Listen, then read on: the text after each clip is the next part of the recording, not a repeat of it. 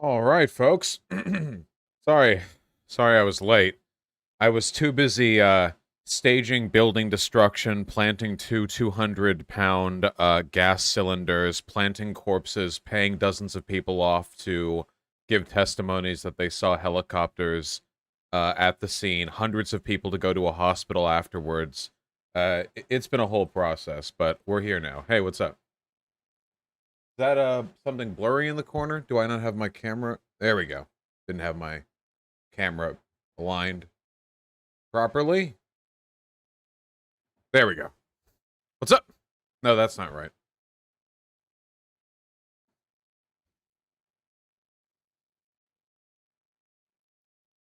that close enough?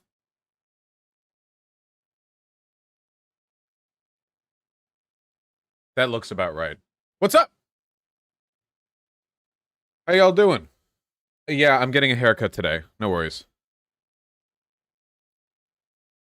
I had a really sick movie idea when I was waiting for stream to start, by which I mean I was eating a bagel. I had a really sick idea, okay? How cool of a movie would this be? All right? Think it like, okay? It's the 1980s, all right? Scene, a cheesy slasher film, okay? You're seeing it as it's beginning to end, okay? Like all the events playing out, all right?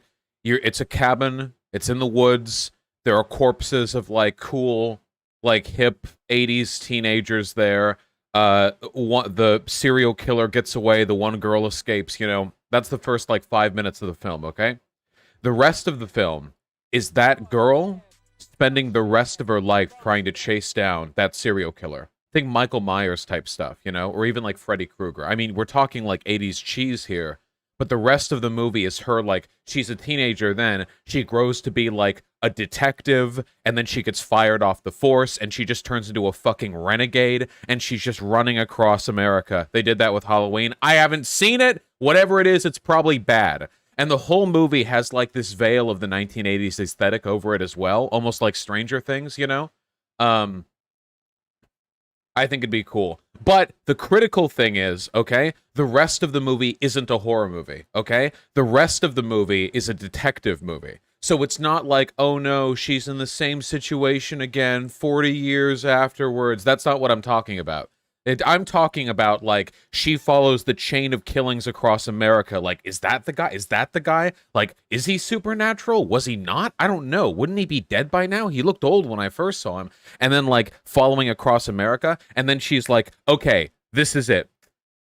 I've heard. I saw Facebook posts. This is a group of college students about to go on a spring break vacation, and they're going to do it at a resort that it seems like they're going to hit next. So she like sets up like like fucking sniper nests in the rooftops nearby, and she's like waiting for shit to happen. And the last half of the movie is like almost like The Room. Not The Room, sorry, that not The Room. What was the name of the Raid? That Taiwanese film, the one with the really sick choreography. Not The Room. Oh, hi, Mark. The Raid. It was The Raid, right? Was it Taiwanese? You know what I mean? It was Indonesian? Oh, my bad.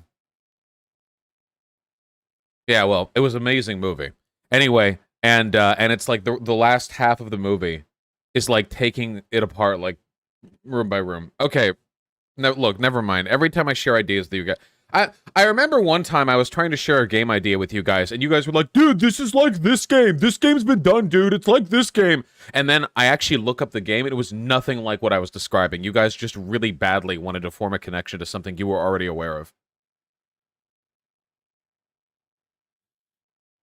You have to keep the 80s aesthetic the entire time, too. That's very, very important. And she was the killer all along. No, it has to end in a fight scene, okay? One of the things that always frustrates me is like, you know how horror serial killers in like slasher films are always superhumanly strong, but they never actually fight anyone. It's always about running away from them. How strong is Michael Myers exactly? He's not human strength, right? He's stronger than a human. He is definitely stronger than a human is. So like fight. Fucking fight, you know?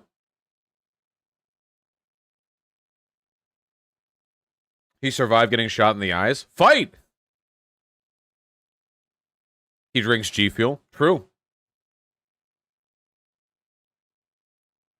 Because that's how horror movies work, Vosh. If you fight the villain, it becomes an action movie. Yes, that's the recontextualization. You take horror aesthetics, but then you contextualize them in the context of an action movie. I think that's cool, personally.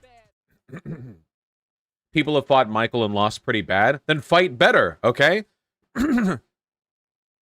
Have the lady plant fucking, like, bombs in the facility beforehand. Have her form, like, sniper nests. Have tripwire, okay? Have her stash weapons, like, in like, the shelves and, like, the furniture in the area. Like, turn the whole thing into a gigantic fucking, like, Predator movie, okay?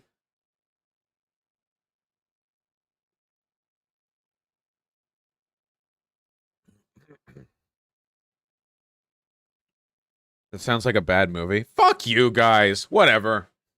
You want to remake Predator? Yes, what I'm describing is exactly like Predator.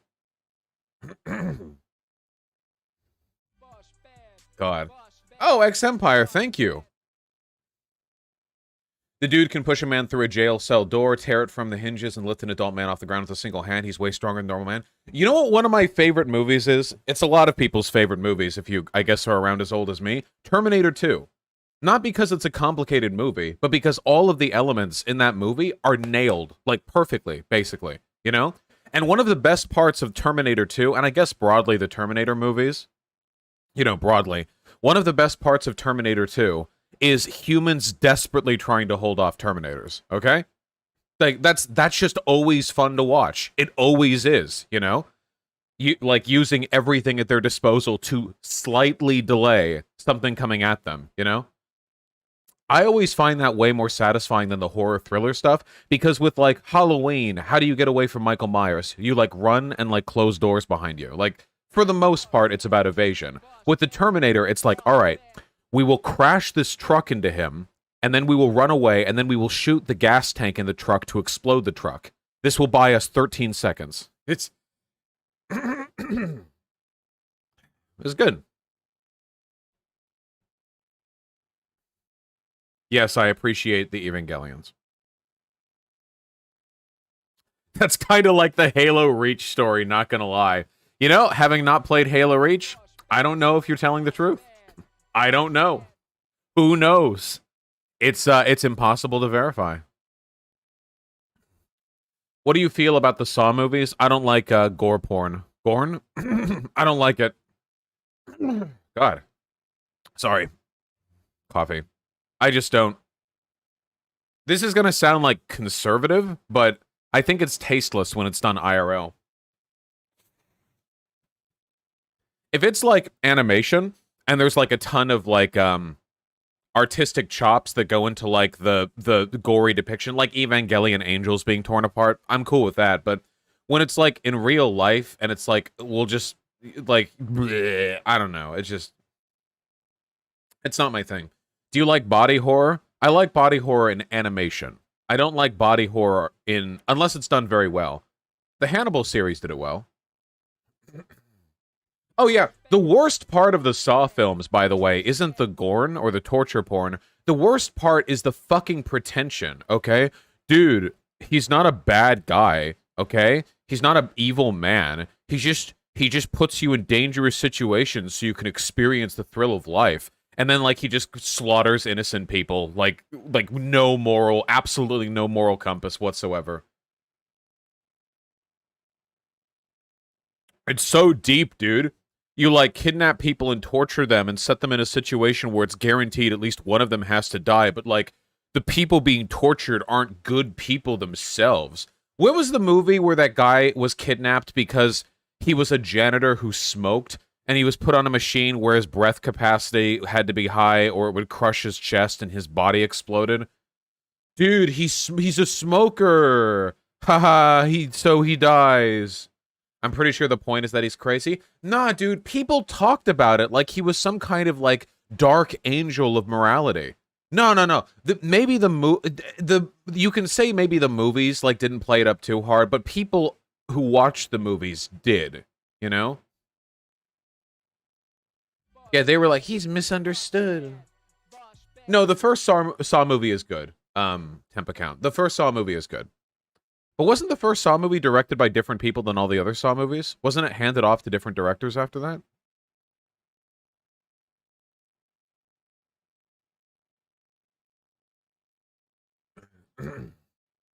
And Jason movies are meant to punish teens for fucking in cabins. We need the opposite, okay? We need a horror film where the virgins are the ones who are getting taken down, okay? Like all the college kids go to the resort or whatever. All the Chads, you know, and the Stacys who are just fucking nonstop. They're just like, oh yeah, you know, just oh yeah, and like Michael doesn't even come close, you know. It's all the virgins getting killed. Yeah.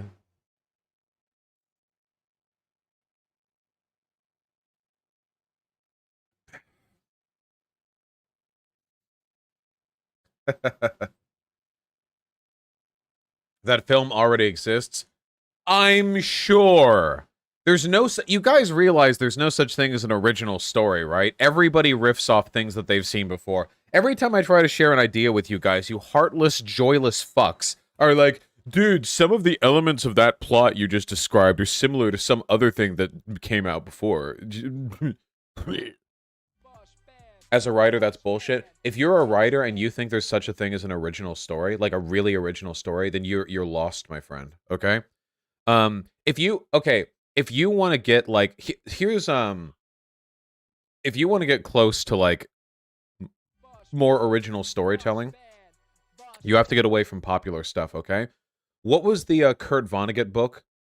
Not Slaughterhouse-Five. It was the one where there was no main character and all the pieces of information were just drip-fed. It was about the writer coming to the town, and the town had the plastic that was being poured into the river. No, not Breakfast of Champions. Was it Breakfast of Champions? Oh, wait, that was Breakfast of Champions. Yeah, I was thinking of Cat's Cradle. Yeah, Breakfast of Champions. In Breakfast of Champions, and this still also is not an original story, but the narrative moving forward, it doesn't have a main character. It doesn't have anything even approximating a main character or a central arc. It simply describes the thoughts and feelings of a number of characters who happen to be in an area at a given time, and like events happen. Like it's very it says wait, Bosh, I had to break up the cats, but slipped and slammed / grated my hand into a metal part of the steer handle. I nearly cried. The pain is so bad, it hurts my whole hand. I want to die. Oh, God. Here, let me go hug Hyena. Hold on. All right.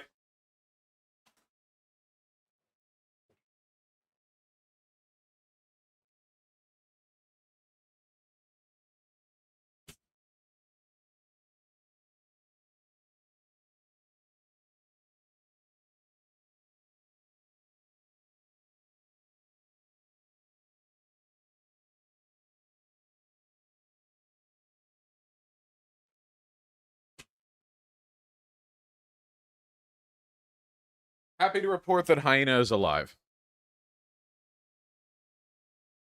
So how the fuck are we doing, folks? All right. I have not seen the 40K Kill Team trailer. Can I compose music for your pre-stream? Much appreciated, but no thank you. I actually have a music gal on retainer. Anyway, I actually saw something interesting right as I was beginning stream. I just saw this while I was quickly browsing Reddit and eating a bagel. Norway passes law requiring influencers to label retouched photos on social media. This maybe sounds like it's not directly related to, like, matters of political intrigue, but I actually think this is super based. Like, really, really based. It plays a lot into what I say about, like, incels and loneliness. What does this mean? Okay, so, like, people are really lonely and miserable because of social media. There are lots of things about social media that are great. Making friends, finding people who have shared interests, getting educated on certain topics. There's really cool stuff out there. But especially when it comes to how people represent their appearances and their social lives, some stuff is really destructive. Like, let me tell you this, okay? You know how we all have that Facebook friend, or, well, I don't use Facebook, but, you know, we all have that friend on social media whose life looks perfect, you know? Like, you look at their social media and the tweets or the posts they make and the images they post and everything, and it's like, oh my God, They're having so much fun. They go on vacations all the time. They don't struggle with money issues. They're so like comfortable. Everything is going so great for them. No human uh, is ever as happy as those types of profiles might suggest. We all cultivate a very particular image on social media, and we leave a lot of other stuff out. And that can leave a lot of other people feeling like they're being left out, because if all you're doing is comparing yourselves to people who very specifically cultivate the types of stuff they show, you might get the impression that your life is like abnormally bad. In reality, we're all struggling. And it goes the same way with physical appearances, okay? Humans can look all sorts of different ways, you know, a lot of cool stuff. But one of the big issues that I found is that people's understanding of how human beings actually look is starting to degrade. Like, there have actually been studies on this. It's getting harder and harder for people to recognize, like, realistic, ranges of human appearances because of stuff like TikTok and Snapchat filters. So this law would essentially mean that if you ever post a digitally retouched image, it has to be, there's like a marking for such, like something that labels it.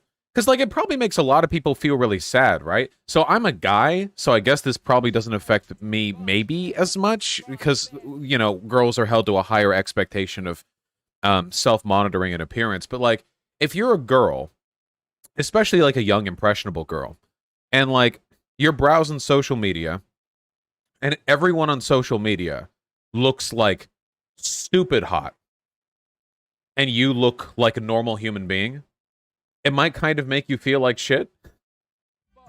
But their images are retouched. When you look in the mirror, that image isn't retouched. So how does that work? And it's not just a girl thing. I'm not saying this is a feminine problem. I imagine it's experienced more often by women, but this insecurity thing affects everyone. I just can't imagine growing up in an era like this, you know? By the time digital editing became commonplace, I was already basically an adult.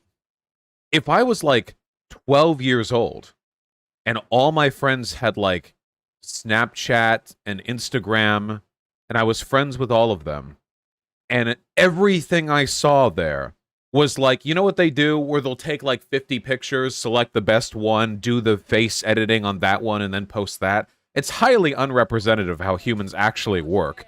That's just not what we look like. But yeah, so but I imagine just being exposed to that nonstop. Yeah, magazines and television have been doing this for a long time, but it's way worse with selfies, dude. When I look at like an actress on TV, I know she's wearing makeup. When I look at a cover photo on a magazine, like, I know there's been digital manipulation done there.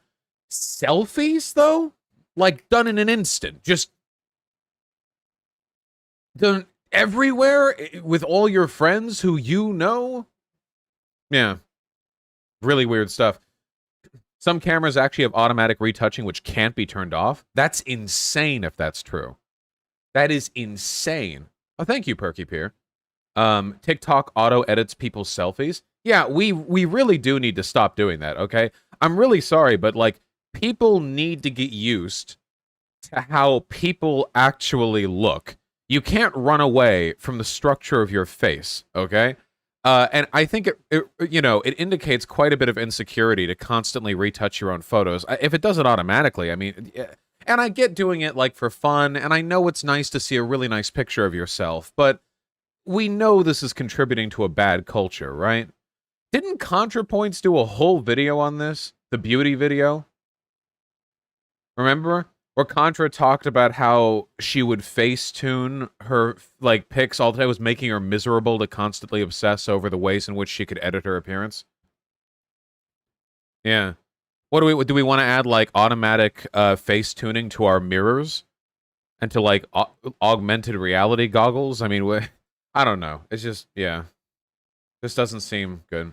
Also, how your face looks in a picture is wholly dependent on the lens. Please show stream. This fucked me up. Ooh, I think I've seen this, yeah. Yeah, the focal lens, because eyeballs have 2 focal points, but cameras have 1, can massively change See? Having a more close-up, like 20 millimeter focal lens exaggerates your nose and makes your head look more narrow. But then at 200 millimeter, it's way more... It looks kind of like Hassan here. Honest to God, if you want to look super pretty for social media, here's a suggestion that I have. Get good at taking selfies. Not with Facetune. I mean, just get good at it. With a little bit of an understanding of proper lighting, learning how to smile, like getting comfortable smiling, and just like understanding like the appropriate focal length for a selfie. No, no, no. Guys, this is literally like 20 minutes of self-education that will last your entire life, okay? This has nothing to do with your appearance. This is just a very, very basic skill that a lot of people don't learn. Have you guys ever wondered why guys send shit selfies and girls send good ones? It's not because girls are prettier, okay? Fuck girls, all right? It's because they actually take the time to learn how to fucking take pictures. When guys send dick pics, they're like, you know? But girls, like, they'll be like, okay, like, let me get the color blocking here. Let me like lie in the bed and then get the light from the windows. And, like, it takes like 5 minutes, but there's obviously a difference in the end product. I'm just saying, if you want to feel better about the selfies that you post, because I see you people, yeah, I sent you my dick pic, please respond angle. I see you guys on Twitter or whatever. I'm browsing my feed. People like that I'm mutuals with post selfies. If you ever want to feel better about them, just learn a little bit about the basic elements of photography that can improve, you know, the quality of your photo. Just a little bit of knowledge, not like a super quality camera, or anything like that. But how is that any different from touch-up? Lol. Wait, seriously? Touch-up literally edits the photo. What I'm just talking about learning to take like a good picture with good lighting. That's anyone could do that. That's not touch-up. That's just the basic. Keep in mind, people are always going to look. I look, I think, a little bit weirder in a photo than they do in the mirror because you're using, again, a single focal point rather than two. So you have to compensate for the inherent weirdness of the way cameras work by being a little bit better at, you know, taking presentable selfies. In my opinion.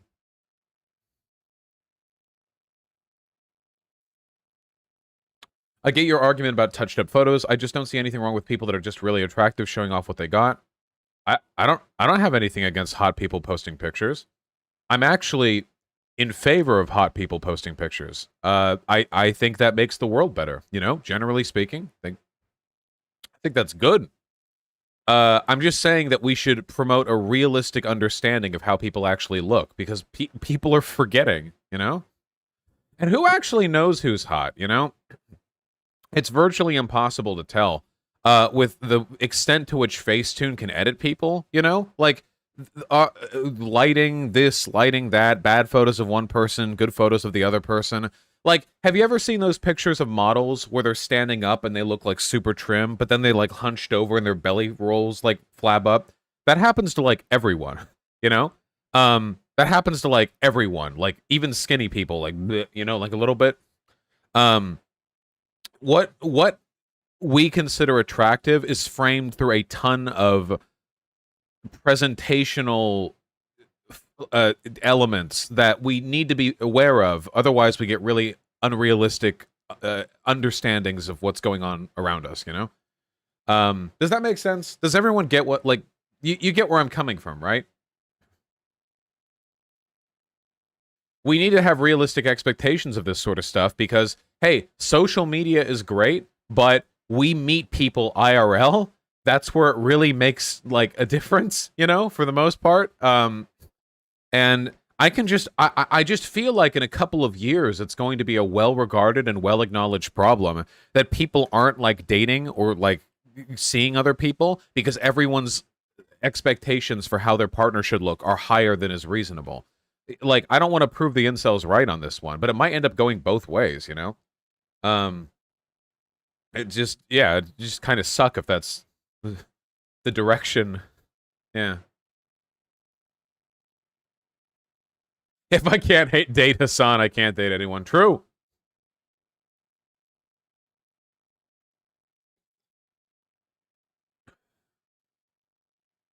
This is a normie thing. Queers and alt folks are super chill about appearances. Yes, in my experience, for the most part, these problems seem to be more of a normie thing than a queer community thing, but that could be bias on my part because I'm in the queer communities, so I see everything there, but I see more negative stuff selected from the normie stuff. I will say this much though. The people who I've seen who have been the most aggressive advocates for body positivity are obviously like queer and left-leaning people, you know? So in that respect, at the very least, the most active advocates for what I'm saying right now are probably going to be left-leaning. How do you feel about height in society? I mean, it doesn't mean anything. What if the only real issue with height is that like short guys get treated like shit, which does suck. And the reason why short guys get treated like shit is half because it's like people will dump on them for not being masculine, and half because a lot of girls want to look up at their boyfriends because they want to be like daddy domed or whatever. I don't know. If we normed out some of the gender imbalances here, then yeah, wouldn't be as much of an issue.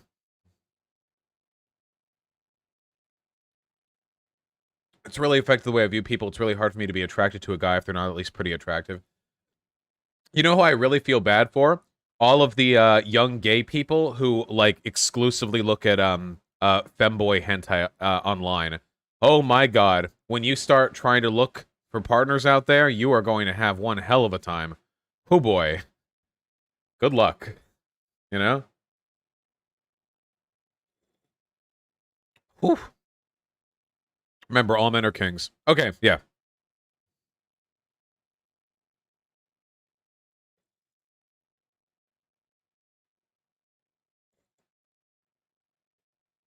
Oh yeah, and personality matters. Personality matters so much. Oh my god, personality matters. Everyone forgets. I think there are people who benefit from their looks in ways others don't. I don't think it's confidence alone. There does appear to be some bias towards people of a certain level of attraction. Wait, I'm not saying that people aren't biased in favor of hot people. They totally are. Just look, I'll put it this way. And by the way, Hyena has a good point here. Have you ever watched reality TV like The Bachelor? You ever wonder how all of these rich, insanely hot young 20-somethings can't seem to nail down a relationship? There are elements beyond appearance that matter here, okay? There are a lot of other things to take because it's a show, a lot of it is scripting. No, no, no. While it's true that it is a show and there's scripting, also keep this in mind. Hot people are fucking crazy. Okay? Hot people are psychotic, all right? This is a fact. A lot of it is just because a lot of them didn't have to develop a personality because they were hot. I actually think being an awkward, ugly, like, adolescent is super good for your development, okay? All of the comedy shit that I developed was because I was super awkward in high school. I had to work, all right? But if you're super hot and people pay attention to you just because of how you look, like, I don't know, it feels like you might get really, really reliant on that. You know what I mean? You were hot in college, though? Well, I mean, I'm talking like freshman in high school. Like, I made a lot of jokes, you know? Yeah, yeah, yeah. Well, I'm not talking about college. I'm talking about high school. Look, I'm just saying uh, that you were hot. Do you want pictures of me from back then? Hold on. Okay. I don't know if I've shown these before. Where are those old pictures? No, older than that. Older than that. Older. Older. Oh, yeah. There we go. Oh, man. Wow, that's hard to look at. All right. Okay. We're going into deepest lore now, okay? This is what I'm referring to, okay? I must have been somewhere between 12 and 14 at the time. There we go. Ah, it's blinding.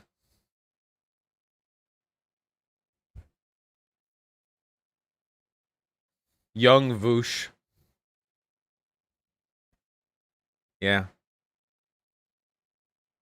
That's not even that bad. Look, I was greasy, okay? Look, just... That doesn't look like you. I have a beard now, you know. I had pretty wide shoulders for like a 12-year-old. All right, look. I'm not detailing all of the high school adventures with you people, okay? I was awkward. It's good to develop a personality besides being hot, okay? Shut up. Quiet. What did you sound like back then? Oh, God, I don't know. Isn't there like a 10-year-old video of me debating Destiny or something? You can go find that. My voice was a lot squeakier. Ah. Chat is 17-year-old virgins who grew up on social media, don't listen to them. I can't believe I'm a boomer relative to chat. In my mind, I still feel like I'm like a, you know, still feel like I'm hip and fresh, you know?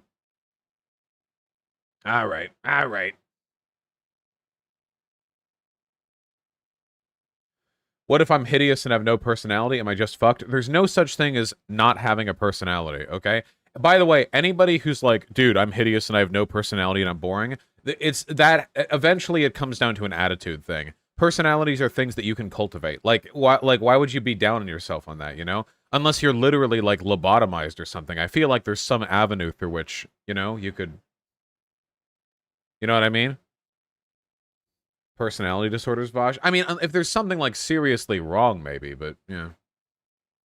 Remember Hassan used to look like this? Working out does wonders for you. True.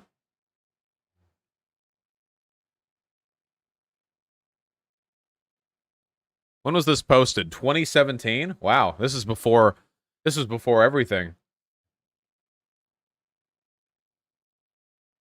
Chubby Hassan. Who do you think would win in a fight? 13-year-old Vosh or 13-year-old Hassan?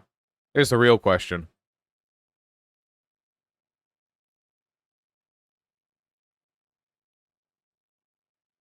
Really? I bet I hit puberty earlier. I don't want to talk about this. I don't want to talk about this anymore. We're done. We're done.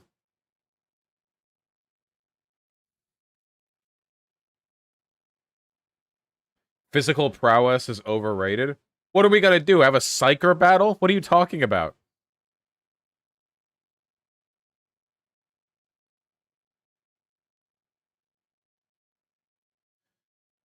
All right.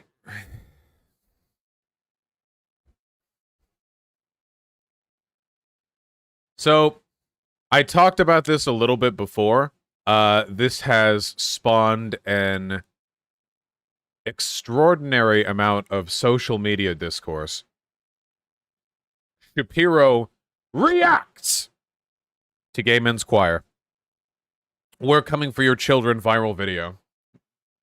I looked at this briefly before. I would like to thank the San Francisco Gay Men's Choir for just giving the right a W, just like giving them something that they can be, I guess, somewhat legitimately outraged over. Thank you very much. We really appreciate all the hard work you're doing for LGBT rights. I'm sure he'll play some relevant segments of it. Let's go, Ben. The indoctrination of kids that is now the purview of the left, right? The left believes, again, that fundamental American principles that are taught in the home or fundamental traditional principles about religion or God or traditional sexual mores or individual rights, all that stuff has to be taught out of our kids. As you heard right there, Nicole Wallace. Hold on. We have an interruption. Right. Unappreciated. I have a gift. A gift.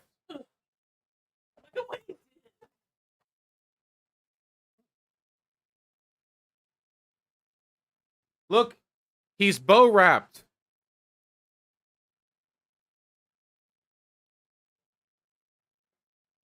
Hot dog.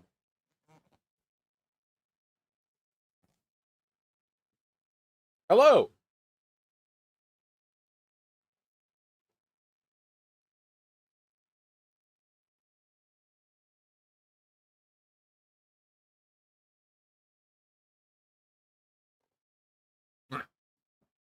Good baby. Ah. Here you go. He wants to eat me. I tied him up because he laid in here. Ryan, keep that in. Anyway, quick point of contention right here. So the line between education and indoctrination is always going to be subjectively determined. I mean, like, flat earthers would say that children are indoctrinated into the round earth model in their elementary school science class. So, okay, it's always going to be variable. However, any claims that Ben Shapiro can make about the left trying to indoctrinate children fall completely flat in the face of the fact that he was an advocate for the patriotic education that Donald Trump was trying to put forward. So, for those of you who don't remember, the 1776 Commission, which was, commissioned by the Trump administration, tried to outline a list of educational principles that Donald Trump wanted to implement in his second term, had he gotten one, which, well, it basically would have been in line with every other, like, far-right autocratic regime and what they do to education. They turn it into a mouthpiece for propaganda and indoctrination. Don't criticize the nation, worship the nation, don't teach about the country's flaws. Basically, don't tell them the truth. The truth will make them like America less. Whitewash history. So Ben Shapiro supports all of that. This is far more than the left has ever done with regards to indoctrinating children. So, yeah, just kind of falls flat. Let's say the dangerous thing is if parents would be allowed to parent their children in accordance with those old values. We have to allow the children to evolve. It's important for the children to evolve. And every so often, you see, some pretty solid evidence that folks on the radical left, this is their intent. They're not really hiding it. In California, as I mentioned yesterday on the show, it is written in law that kids kindergarten through 6 are now going to be taught effectively LGBTQ propaganda. Okay. So again, what he's referring to as propaganda here is literally the statement, gay people exist and they're fine. This is why you can't take anything somebody like Ben says seriously. He pretends to be a libertarian, but in reality, he wants his brand of propaganda being pushed, and he will call anything else propaganda. What he believes, however, is just, like, truthful. By LGBT propaganda, we really do just mean, like, hey, they exist, and it's fine, sharing is caring, very basic stuff like that, which is fine, and good, actually. Okay, and that is not being done specifically for any other reason. They say that it's about the quote-unquote safety of kids. It is not about the safety of kids. Sure it is. There are ways to protect kids from bullying that do not involve teaching LGBTQ radical propaganda. Notice how he won't actually describe what the radical propaganda is. When I imagine, again, this is literally just like, it's okay to be straight, it's okay to be gay, like a little clap-along song. Some boys like girls, some boys like boys, some boys like either, like something like that. Like radical propaganda that you might see on like Sesame Street or something like that. No, so he won't actually describe the propaganda that he's referring to here. Also, I'm pretty sure that it's not about bullying. Isn't it just about telling the truth? For a lot of kids, they grow up not even knowing that being gay is an option. Like, it's just a thing that humans are. What does that mean? I mean, I guess that preventing bullying is a good part of it. I'd have to see some data on how that plans out, but yeah. That is not what the goal here is. The goal instead is to change the mindset and the sexual behavior or interests or confusion of small children. Okay, so teaching small children that gay people exist and that it's okay to be them is a plot by the left to make people gay. This is why I can't take Ben seriously. This is Alex Jones tier. Oh yeah, dude, when the elementary school teacher says it's okay for the boys to like boys, it's part of a sinister agenda to make them gay. Why? Well, if you actually run down the logic tree, there's really no difference between what Ben Shapiro is saying here and what neo-Nazis say about cultural Marxism, or cultural Bolshevism, as they would have said back in the 30s and 40s. The broader argument here is that the left is encouraging people to be gay, children to be gay, because it weakens the family, and they want to weaken the family to weaken the nation, and they want to weaken the nation to weaken white people and Western civilization, which they want to do as part of some sort of broader agenda against us, Now, keep in mind that there is yet to be absolutely any evidence to support the idea that people being gay makes society weaker, or that teaching kids they can be gay makes them gayer, but that won't stop him from making these claims. That's the only reason why you would teach this crap to kindergartners. Crap. You don't have to do any of that to stop bullying. If you have a neutral law about bullying in schools, if you have Law? neutral rules about bullying in schools, okay. that is good enough. And that applies to everybody, regardless. But don't we teach values like sharing is caring and don't be mean to people? Aren't telling like kids positive things about human interaction a good way of preventing bullying? Of how those kids act in the classroom. But once you start teaching kids about gender fluidity, that can only be an attempt to indoctrinate them in a particular way of viewing the world. Why? And to confuse them about behavior. That is all that can be. Confuse them about behavior. I think he's projecting because he's the only one who still seems to be confused about these terms. The most recent video that he published, by the way, on this channel, it was just 2 hours ago. And it was what looks to be a YouTube short of that ancient Ben Shapiro debunks transgenderism argument. And yes, if I recall correctly, this is the one where he said, yeah, you know, only women belong in the Boy Scouts, or like, what was it, Boy Scouts because boys in the name? Okay, I won't. Is that she refuses to define her. You can't just. You're right. Age is significantly less important than gender. You can't magically change your gender. The problem with this, what does she all shit? Oh, is it not? Is that a different one? Is it? You 60. Why aren't you 60? So, I'm 22, so I'm probably gonna be naive, right? no, why aren't you 60? Oh, right. This was the, why aren't you an attack helicopter one?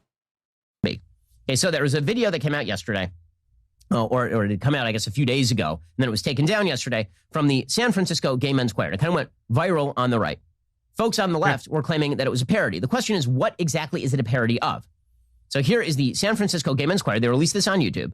They did a video titled, "We Are Coming for Your Children." And they say that it was tongue-in-cheek humor. But the problem is that the statement that they released doesn't really suggest that it is fully tongue-in-cheek. Here's a little bit of the video. You think that we'll corrupt your kids? No copyright. If our agenda goes unchecked. Funny, just this once, you're correct. We'll convert your children.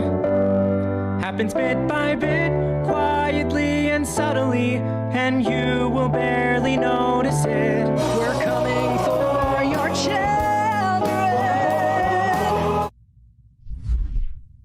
We're coming for your children. We'll convert them bit by bit. Very solid. So, because I'm not an idiot, it is obviously a parody to satirize the fear of the far right. I still don't think it was a good bit. It was a bad bit. This is not an appropriate environment to make jokes where the parody is, where the punchline is essentially, let's play into the stereotype of gay people being pedophilic predators who want to indoctrinate children. That's not, that, the world just isn't ready for those jokes yet, you know? Maybe, you know, it's just, right now, it's not the right environment. But yeah, it's obviously the intention here. I mean, unless Ben Shapiro is of the impression that this is literally like the San Francisco Gay Men's Choir has been given permission by George Soros to publicly announce the combined left agenda to like, I don't know what he thinks it would be if it wasn't satire. But yeah, it's a poor attempt at satire. Yeah, if the lyrics had been about gay frogs, that would have been so much better. That would have been so much better. Imagine if this was that, like, you know, they say we want to make the frogs gay, and you know what? Just this once, you're right. That would have been way better. I don't know. That could have been way funnier. There's no way it would have been funny, same basic satire, you know, and the right wouldn't have been able to run away with it. Stuff there in this song. We'll convert your children. Yes, we will. Reaching one and all. There's really no escaping it because even grandma likes RuPaul. The world is getting kinder. Gen Z is gayer than Grindr. We're coming for them. We're coming for your children. The gay agenda is coming home. The gay agenda is here. Okay, so if this is tongue-in-cheek, like we're really not coming from your children, right? It's tongue-in-cheek. It's parodical. Then why would the San Francisco Gay Men's Choir release the following statement? This is their statement, claiming that everybody's taking this too seriously. Quote, "The negative, even threatening responses prove that this music and our mission are critically necessary in today's world. Many children are not being taught the truth. Our message to you from the gay community. We will continue to do our best to counter the message of hate by teaching young people to be tolerant and fair. So this actually isn't that complicated, but I'm happy to explain it in case anybody is confused. So the format of the song is satirical because it's meant to be a response to and a parody of the paranoia on the part of the right. However, the content of the song, the world is getting kinder, more LGBT friendly, that sort of thing, is probably legitimately a reflection of what the left wants. I do want the world to be more LGBT friendly. That's true. I guess that is an agenda of mine. Additionally, the reason why they responded to that is because the response to the San Francisco Gay Men Choir's video has been pretty explicitly homophobic. It has been pretty explicitly homophobic, transphobic, whatever. And the fact that the responses have indicated the bigotry they're satirizing is an indication that the overall message they're trying to sell here, one of supportiveness and inclusivity and what have you, is a message worth pushing for. So does that make sense? That makes sense, correct? Right? Okay, yes. It is obvious the tongue-in-cheek humor is lost on many, especially the ones spewing death threats. Please take a moment and read the entire text. We'll make an ally of you yet. We are proud of who we are. We are proud of what we sing. Okay, the key sentence there is, our message to you from the gay community will continue to do our best to counter the message of hate by teaching young people to be tolerant and fair. So basically what you're saying is that the song is not actually a parody. What you're actually suggesting is... That's not what that means. How do you arrive at that? The language of the song, "We Will Indoctrinate Your Children," is a satire of the kind of fear-mongering people like you engage in. You engaged in it in this video. The first minute of this video was you doing the exact thing that this song is making fun of. You started it by saying the left is trying to turn children gay by teaching them about genders in kindergarten or whatever. And this follow-up statement is only saying that they're sincere in the broader message of positivity and inclusivity. They're not saying that they are sincere in the indoctrinate your children bit by bit, like, rhetoric. There's no way he actually believes this. He's just making shit up. I don't know if he actually believes this. I feel like you'd have to be incredibly stupid to not understand the point being made here. Even though, by the way, I do think it was incredibly irresponsible and stupid of the San Francisco Gay Men's Choir to actually make that video, but... is that while the song is done in the mode of parody, the underlying message, which is that we wish to teach your children our values, that part is correct, right? We are making your kids... Yes. We want to teach children to be LGBT friendly. Yes. But the argument is that that's not indoctrination. And it's not some crazy global left effort to spread propaganda within the youth, you know? ...is more tolerant and fair by teaching them what we want to teach them in schools. Now, you as a parent may object to this. You as a parent may say, listen... who cares? Fuck you. I wish to teach my kids traditional sexual values and mores. Don't care. I don't want my kid... forget any of that. I don't want my kids, like K through 6, I don't believe that it's appropriate for kids who are 5 years old to have to be taught about a wide variety of gender fluidity and sexual orientation. I don't care. Also, wait. What age are people in kindergarten? 5 years old? Age of kindergarteners. Oh, wait. They are 5 in kindergarten? Oh, I thought it was 7. Oh, okay. Is this stuff really being taught in kindergarten, by the way? I have a feeling that he might be playing down the numbers a little bit here. Something tells me that a lot of this information is being taught in 5th and 6th grade, you know? Anyway. Hey, you know what? If you're old enough to be in kindergarten, you're old enough to be taught not to be homophobic, okay? Yep, I don't fucking care. Like, I don't know what kind of education kids are getting these days. I didn't get sex ed until I was in high school. So just something suggests to me that, like, it's not this nationwide thing of, like, kindergartners being taught an in-depth lesson on transgenderism or whatever. But yeah, you know what? If 5-year-olds are, old enough to see, like, PG Disney movies where boys and girls kiss, then they're old enough to be taught that gay people exist. I don't care. Eat shit, Ben. Orientation questions. It's confusing. It opposes natural law in these sort of tradition. Ben, if we lived by natural law, if I saw you, I would simply eat you. What do you mean natural law? You're wearing an earpiece right now. You're on a laptop. Shut the fuck up. Natural law, dude. I would eat you for nutrition, okay? You would be a delicious snack. We are not living under natural law. What do you mean? Shut up. Traditional moralistic sense, but also in the logical sense. The notion of gender fluidity opposes biology itself. Except gender isn't a biological concept, but we've been over this a million times with Ben. Like, I don't think that any of this is appropriate to be taught to children, right? Regardless of political. Don't care. View. It's just not appropriate for kids. Don't care. But the idea here is that we are going to change the next. What happened to facts over feelings, by the way? This is a feel rant right here. I don't agree with the facts, and I don't want my children getting taught this. I don't care. If parents don't agree with the round earth model, I don't care either. They can have their kids taught about the round earth model. Sucks to suck, doesn't it? Maybe you should believe things that are true, and that way you wouldn't have to worry so much about it. Oh, Samantha Lux is in a YouTube chat. Howdy, howdy. Next generation, right? This is why, for example, there's an entire article recently in IndieWire, I think, talking about how children's animated shows were now being stacked with radical LGBTQ propaganda content, radical LGBTQ propaganda content, such as characters stacked with radical LGBTQ propaganda content, bisexual characters in children's animated shows. That's what he considers radical content, by the way, them existing in the show. This is why you can't take him seriously, dude. That to him is the radical propaganda. You will not believe the insane shit that lefties are putting into kids' cartoon shows. They are acknowledging gay people exist. That's like, seriously, like, how can anyone watch this and say, what? This is the absolute definition of like a pearl-clutching, moral panic-spewing, virtue-signaling bitch baby. How can you have a serious conversation about what is or is not indoctrination when simply the presence of like a gay character in a kid's show is considered radical indoctrination? It's utterly meaningless.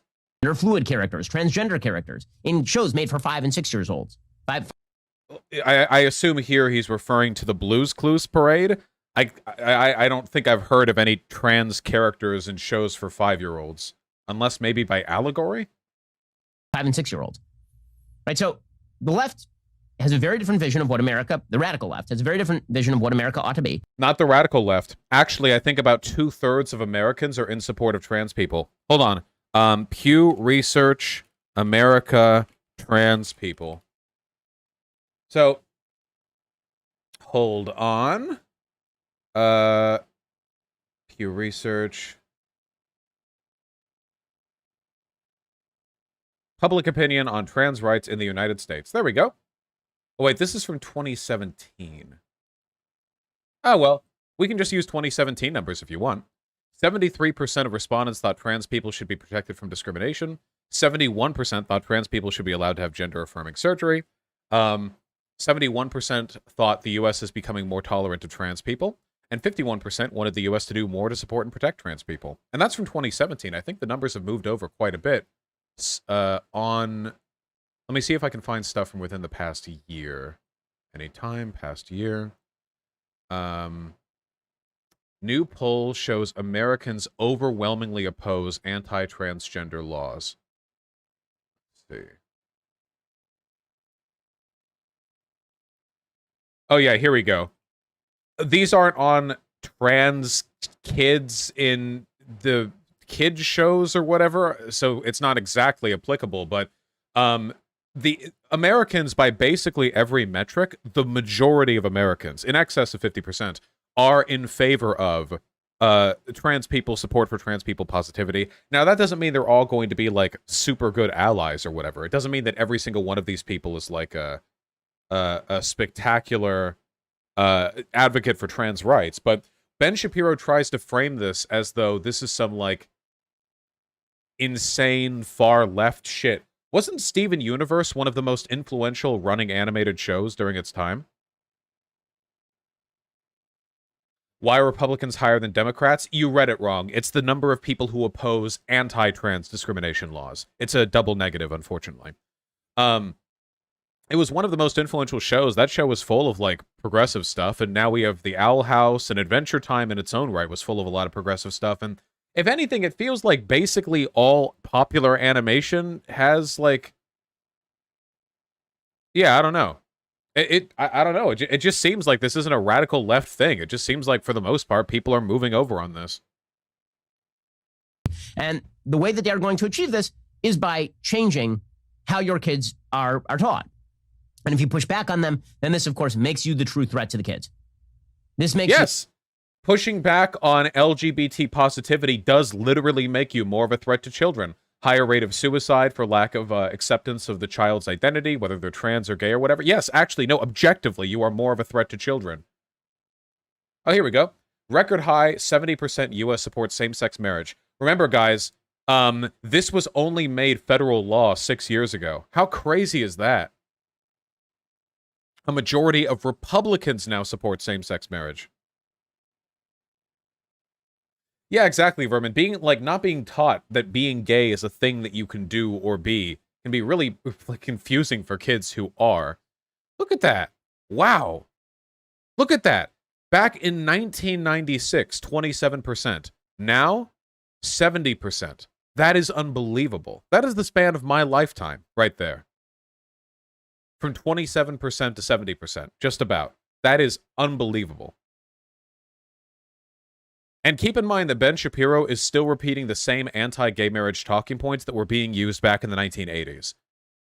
People like him are losing and have been losing for a very, very long time. Again, you want to separate the country. This is the easiest way of separating the country. Because, as I say, I'm going to educate my kids how I want to educate my kids. And frankly, I am not interested in what the San Francisco Gay Men's Choir thinks my kids should learn. I can't imagine they're especially interested in what you have to think either, though, to be fair. So that seems like a mutual thing. Really care. They are not the parents of my kids. They don't know my kid's name. And oh, wait. Hey, you know who else doesn't care about Ben Shapiro's opinions on this matter? The entire educational board of the United States of America. The entire field of academia.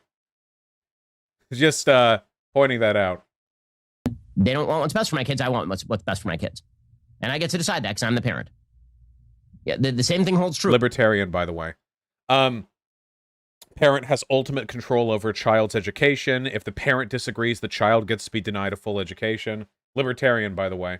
This is one of the, like, ooh, it's funny because this video opened with him making the, like, gay men or pedophiles trying to corrupt your children, like, type of thing. You know, the left are trying to turn your kids gay. Because this attitude right here is actually really positively associated with child abuse. They're my kids, and I get to say what happens to them, and I don't want them learning about any of this sex ed stuff at school, and I'm going to teach them. And that stuff correlates really heavily with child abuse. Not saying Ben over here does it. I'm just saying, like, there are definitely pointers that, like, behaviors like that correlate to that. Because, like, of course, you're insulating them from the rest of the world. You're denying them lessons about who they might be or who they might want to be. You're denying them education on issues that might be relevant to elements they could be abused along, like, in the past, you know? True for Randy Weingarten and the American Federation of Teachers. It holds true for the National Education Association. It holds true for Joe Biden. It holds true for all these members of government. I get to decide how I want to teach my kids. And what I would like to teach my kids, as it turns out, is a traditional sexual morality and traditional individual rights view of how the government should work with regards to both race and sex. That's what Wait, it's not just about sex ed and LGBT stuff. He wants to pull them out so they don't learn about race and welfare. Wait, when they get to the part of history class where they talk about the New Deal, is he going to be like, nope, I want to have my child, I don't want them learning that the government expenditures can decrease poverty and income inequality. Nope, I don't want that. What are you going to take them out for every single civics and history lesson? That's actually good. The only way that you could ever find Ben Shapiro reasonable is if you either did not attend high school or you were pulled out of it by your parents. That makes sense, actually. That tracks. That's the only way conservative, that's the conservative media guarantee, okay? More effective the less you know. It really is creepy, though, isn't it? Like, I'm not alone in believing that it's creepy. Like this... So I don't have an issue with parents wanting to teach their kids stuff. Like, I think there's a value in building on, like, the rapport and the trust between a parent and a kid on some issues, you know? For example, I think most sex ed stuff, I think it should be taught by parents. I just don't trust parents to teach it. So the schools have to, you know? But like in concept, I'm okay with parents, you know, like teaching stuff to their kids. I think that's important. But like Ben Shapiro isn't doing it because he wants to add to his kids' knowledge. He's doing it because he wants to subtract from their knowledge. He's not trying to make them more educated. He's trying to keep them ignorant of certain issues. And that is a very, very different thing, okay? That's a very, very, very different thing. If he was actually a good parent, then he would, even if he was the conservative that he is now, if he was a good parent, he would let his child get taught all that in school, and then when they came home, he would explain his side of the issue, and he would leave it up to them to decide. That's what my parents did with God. My parents never told me, even though they were agnostic, to believe or not to believe. They gave me the arguments for and against that a child could understand, and eventually I came to my own conclusions. They never questioned me or pushed me in either direction. If he really holds these beliefs, he wouldn't try to keep these children ignorant of the truth. He would try to contest the knowledge presented by the school with knowledge he can present. But Ben Shapiro isn't interested in education. He's interested in indoctrination, which is why the contents of this video are so funny. Like to teach my kids. And if you got a problem with that, frankly, you can stick it. Ah, there we go. I hope you enjoyed that clip from the Ben. I did. Thank you, Ben. Very good. As always.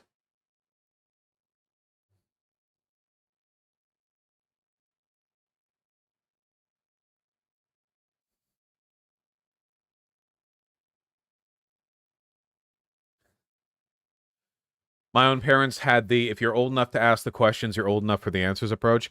Generally speaking, I think that with kids, you should respect their intelligence. If they have questions, you should answer them.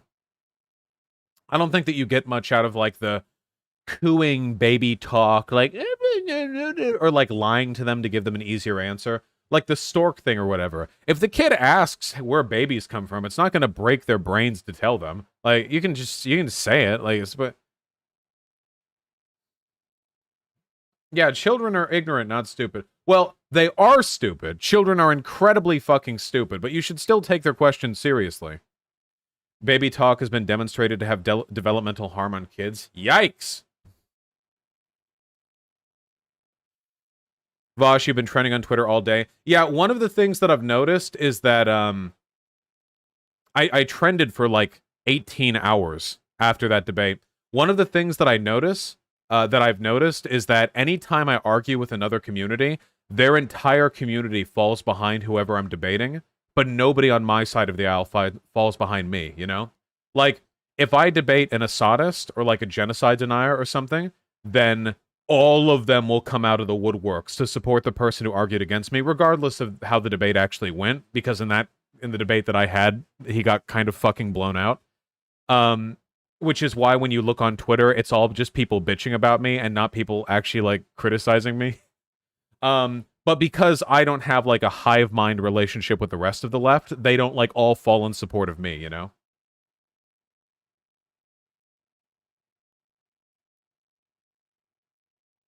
Yeah, most of the time when I go trending, about a quarter of it is actually the content of the trending, and 3/4 of it is like, oh, Vosh is trending, here's him being a pedophile, and then like posting the clips. I noticed Vosh is trending, here are all these things that he did. It's like, it's not even about the thing, it's just they don't like me. BDS, baby. Didn't even affect my subs. It's entirely outside of my community. And an entire thread of people talking about how you look like you smell. As a general rule, when people dislike you and their best retort is, you look stinky, you fat, we're dealing either with 12-year-olds or Nazis. Because that's about, for them, aesthetic criticisms are about as high on the totem pole of debunks as they're going to get. Yeah, I lost all of my Assad fans. Tragic. My Assadist fans. Oh no. Yeah, have they smelled me? Who knows? Did you gain subs? I didn't gain or lose any subs. I think I lost like 15, and then they came back. It doesn't. That's just regular up and down, you know. I think I gained some Twitter followers. For the memes, you know. So that's all good.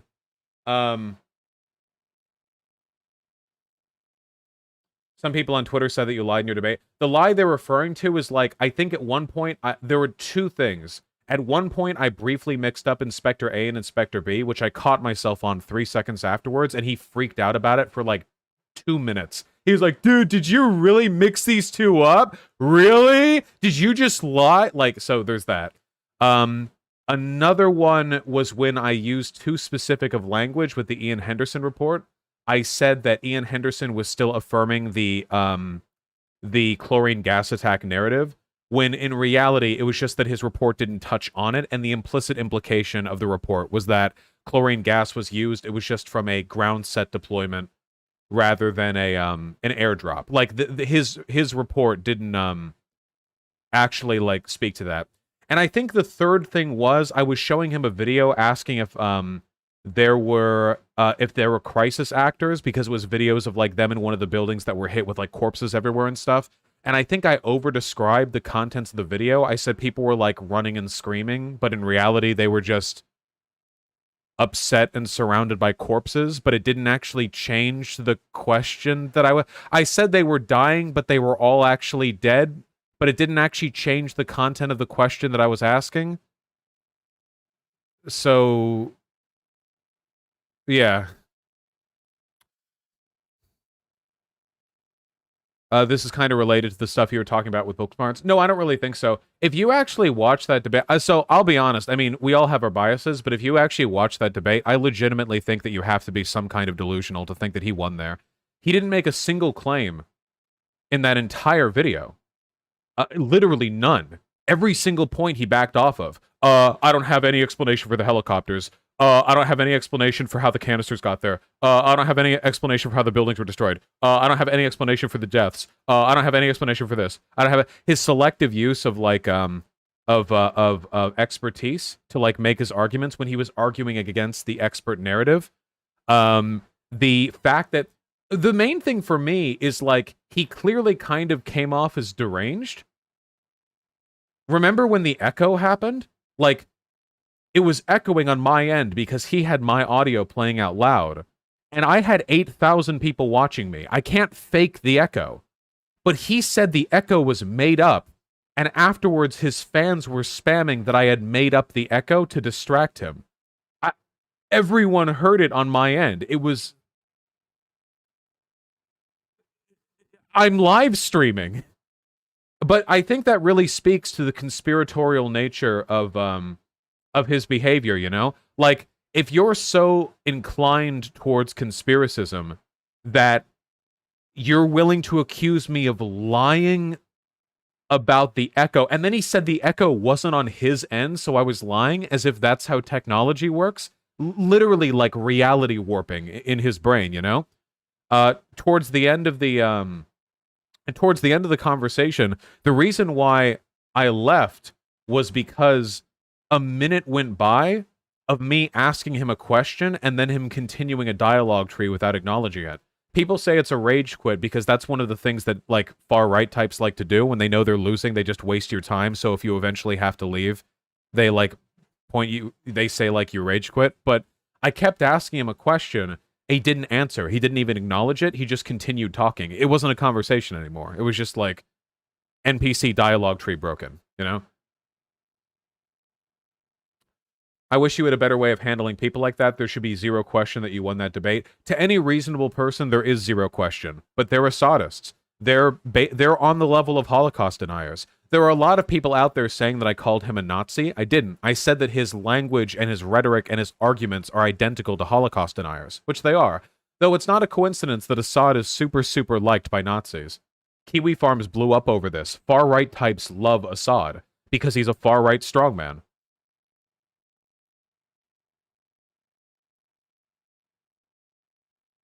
I think you should have kept on longer. I was hoping he would quit. Why would he quit? He wasn't even responding to my questions anymore.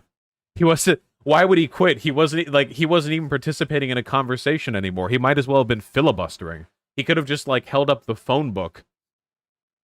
You know? And just, like, read out its contents. The thing is, the longer the conversation goes, the more he benefits from it. I'm a huge channel. He's a small channel. He benefits, even if he doesn't win the debate, he benefits just from participating. This is what I mean by responsible platforming. Even though he unquestionably lost that debate and failed to defend a single premise towards the conclusion that he made, his presence there benefited him, and he gained quite a few subs from it, too. Ever since he challenged me on Twitter, he's been gaining subs. because he's been able to draw attention to himself by leeching clout off of me. That's one of the reasons why you have to be careful with platforming. Even if you win unquestionably, which is the case here, there's still no benefit in it for me, and there is benefit in it for him. He couldn't even answer, what do you think happened? That's because he's a coward. In his head, he believes that the United States worked with Syrian rebels to stage a false flag. That's the only other explanation for everything that was taking place there. However, he knows that it's impossible to prove that, and what's more, that the evidence strongly suggests otherwise, so he won't actually make that claim. He'll only say that he's just asking questions. Suit Pigeon, I'm a flawed human being. That's what Holocaust deniers do as well, by the way. They believe that the Western powers worked with the Jewish elites to fake the Holocaust, but they can't say that because it's impossible to prove. So instead what they'll do is they'll point to a number of, like, conflicting historical reports on this or on that. It's identical to what they do, you know?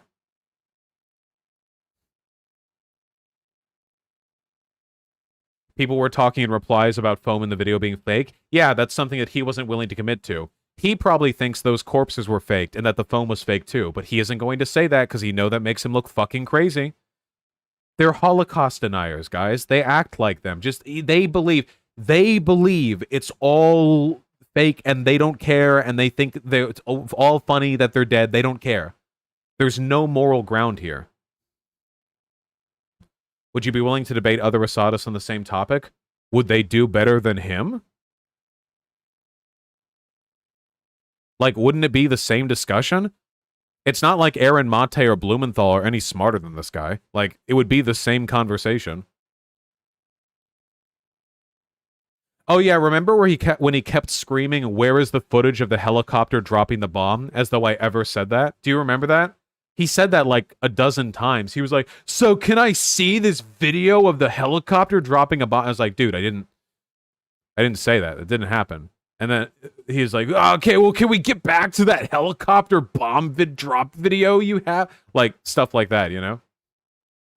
Why do people even feel the need to defend Assad? What's the angle? They're part of, like, the Russian geopolitical bloc. They defend Russia, they defend Assad. Russia, fascist strongman. Putin, Assad, fascist strongman. It does, yeah, just...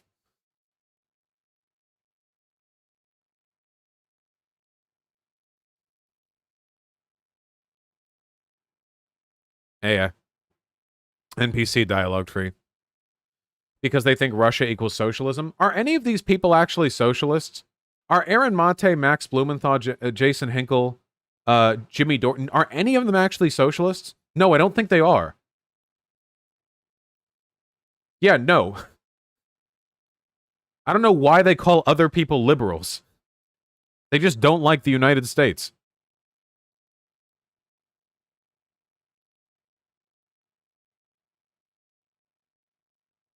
Do you think Holocaust deniers actually think the Holocaust was fake, or is it just rhetoric to them? I don't know. I don't think they believe anything. I've said this before, but I think that some political lines run you far enough down that truth doesn't mean anything to you anymore, and it's all just rhetoric. It was that, you know, that line from Sauter, however the fuck you pronounce it.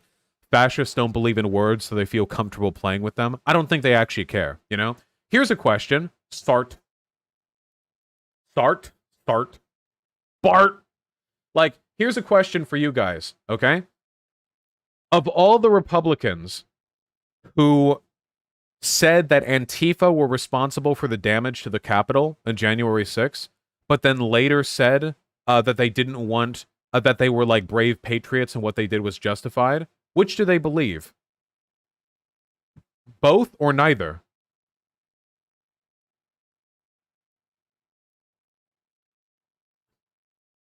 And then here's a follow-up question. Is there any difference between them believing both or neither? Because to me, there's none. Believing nothing and being able to believe contradictory things basically mean the same thing. So, yeah, it has the exact same effect on reality. So, it functionally, at least for the purpose of a debate, it means the same thing. You need to cover that it's possible to accept that Assad gassed his own people and oppose U.S. imperialism. This is another reason why you can't take them seriously. I have always opposed U.S. imperialism in Syria. Always. Like, completely across the board. But if you ever say, hey, Assad gasses his own people, they'll respond to you as though you're advocating for a U.S. ground invasion. There were people in my YouTube debate VOD making that exact claim. That exact same claim. I have never made this claim.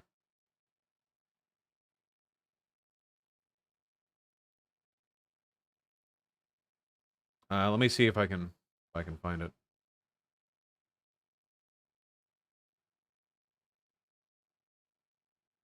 Socialist MMA compared you to Dick Cheney. That's okay. Socialist MMA is fighting for every single brain cell that he can use, and I'm very flattered that he finds the time to dedicate a few of them to me. Socialism MMA is the only person is somebody who I sincerely hope never dies of anything, because it'll be an incredible testament to his brain's miraculous ability to continue to regulate his automatic breathing. Because I legitimately believe that might be below his cognitive functioning level, you know? Every moment that his heart continues to beat autonomously is another triumph, you know? It's a struggle for the man, but he's working on it. Remember the conversation with him? He got really mad, and I had to start baby-talking him for a little bit to get him to calm down, and it actually worked. Oh my god. I should have uploaded that debate. You know why I didn't upload that debate? Because he was like a black guy, and I thought, you idiots are going to side with him, at least part of you, just because of that, okay? Unironically.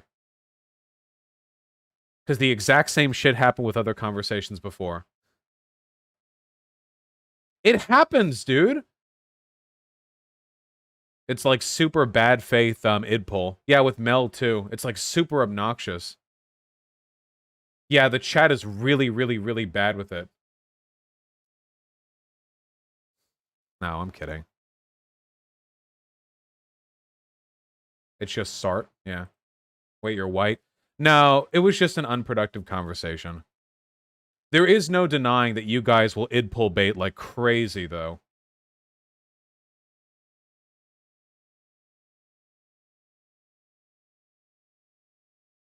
The rest of the segment's just gonna be Vosh jerking himself off, huh? Have you ever watched a stream here? Jesus.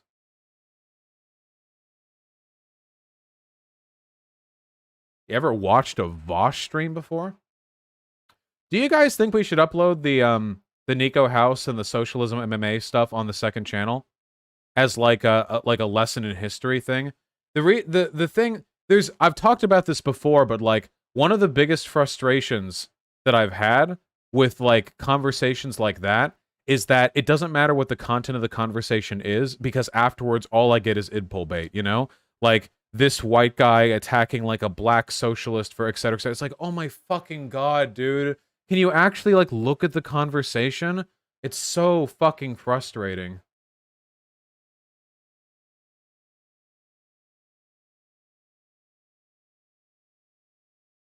Upload on the main channel? It's like a year old.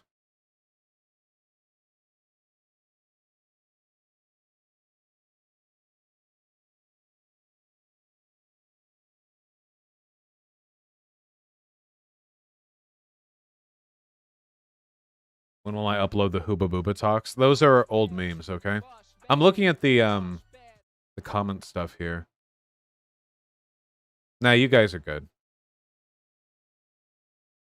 Why are people who claim to be more left than Vosh engage in id pull like straight fucking liberals? In reality, disingenuous like invocation of id pull is done by like people from all sides of the political aisle. Liberal id pull is like the most commonly used term, but in reality, people... Well, actually, is socialism MMA even on the left? I don't know. I feel like the right does it more.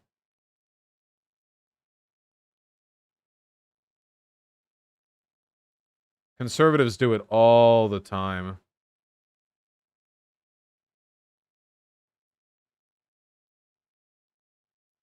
Socialist MMA is definitely on the left. He's just a fucking dumbass. I mean, defending Assad? I don't know.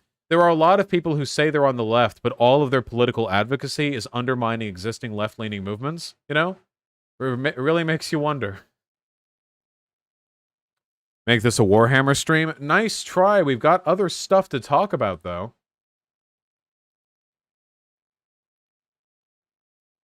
I remember Socialist MMA saying the right doesn't push back on healthcare as much as the left last night. Yeah, That's pretty much like what I'm talking about. They're like a virus that infects the left, you know?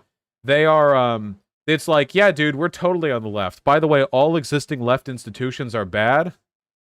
And also the right is better than the left.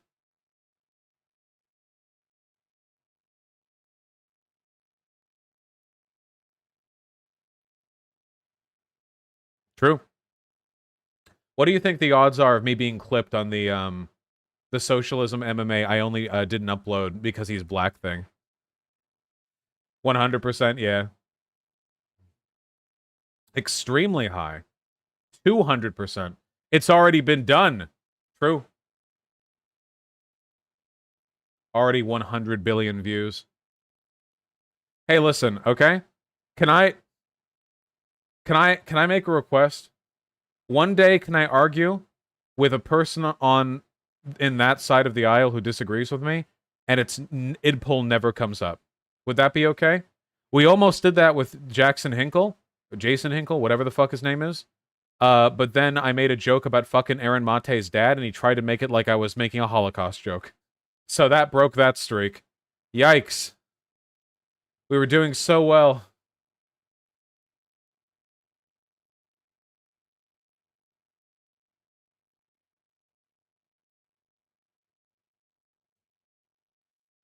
China's already planning on intervening in Afghanistan when the U.S. pulls out.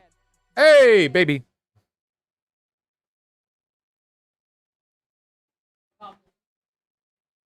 Hello!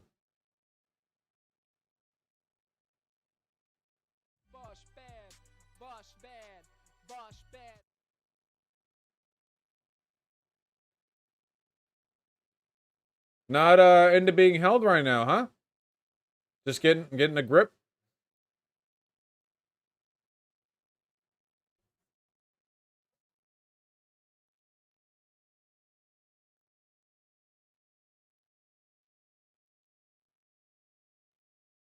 Feet.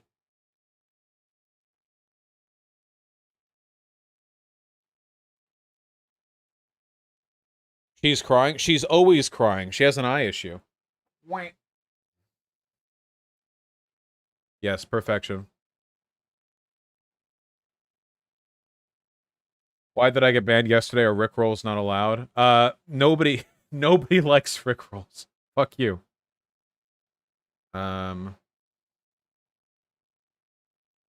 If it was just yesterday, that means you only got a 1-day ban.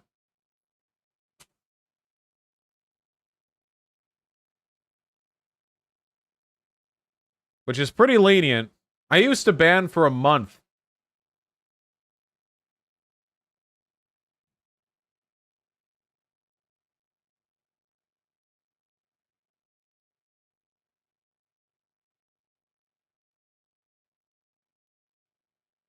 You also banned all of chat once in one incident? Yeah, true.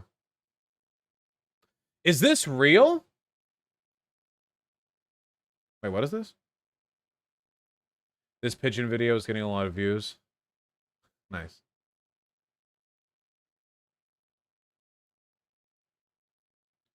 China waiting for an opportunity to enter Afghanistan amid U.S. and draw. Wait, I said within 10 years China would try to move in on Afghanistan. Are we really going to do it within 10 days? I don't know if this is real. I don't know. Chinese leaders have been reportedly already negotiating a deal with Kabul authorities to invest in Afghanistan's infrastructure through the Belt and Road Initiative. This seems like a very preliminary report. I don't know if I would trust this alone, but we can keep an eye on it in the future.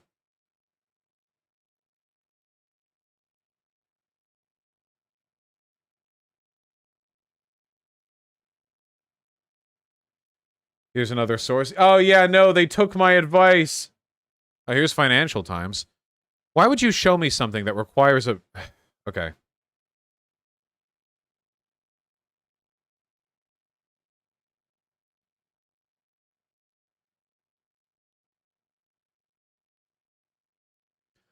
Do you think articles like this are propaganda? Tennessee cop knocked out cold after making reported racist joke while off duty at wedding. What? Multiple witnesses said Tanner Holt, a 22-year-old white officer, told Jonathan Toney, a black man, that he, quote, didn't know they let black people into the reception hall, end quote.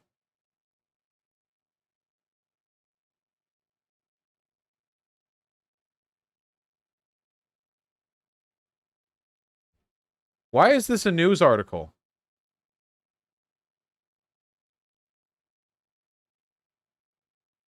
What is this? A cop is super racist and got punched for it. I don't know. Yeah, I didn't know they let pigs in.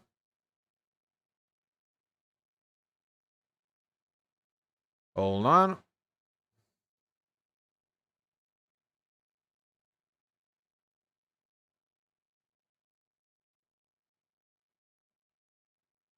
What is this? The rumors are true. A squad of Death Corps of Krieg in plastic. Look closer here. Oh, are we finally getting more Imperial Guardsman unit? Oh, sick. This looks nice. Eddie called you out on TikTok. I don't care.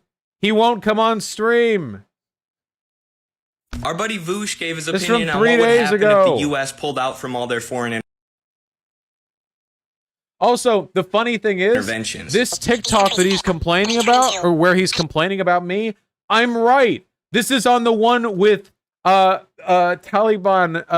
taking control of Afghanistan and China moving in after we pull out. Like, look at the contents of this TikTok. We're talking Cambodia level.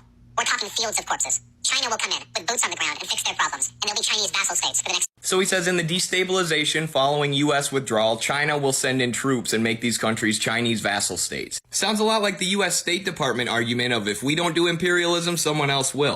That is true. Wait, that's not a U.S. State Department argument. That's a true fact of how geopolitics works. Yes.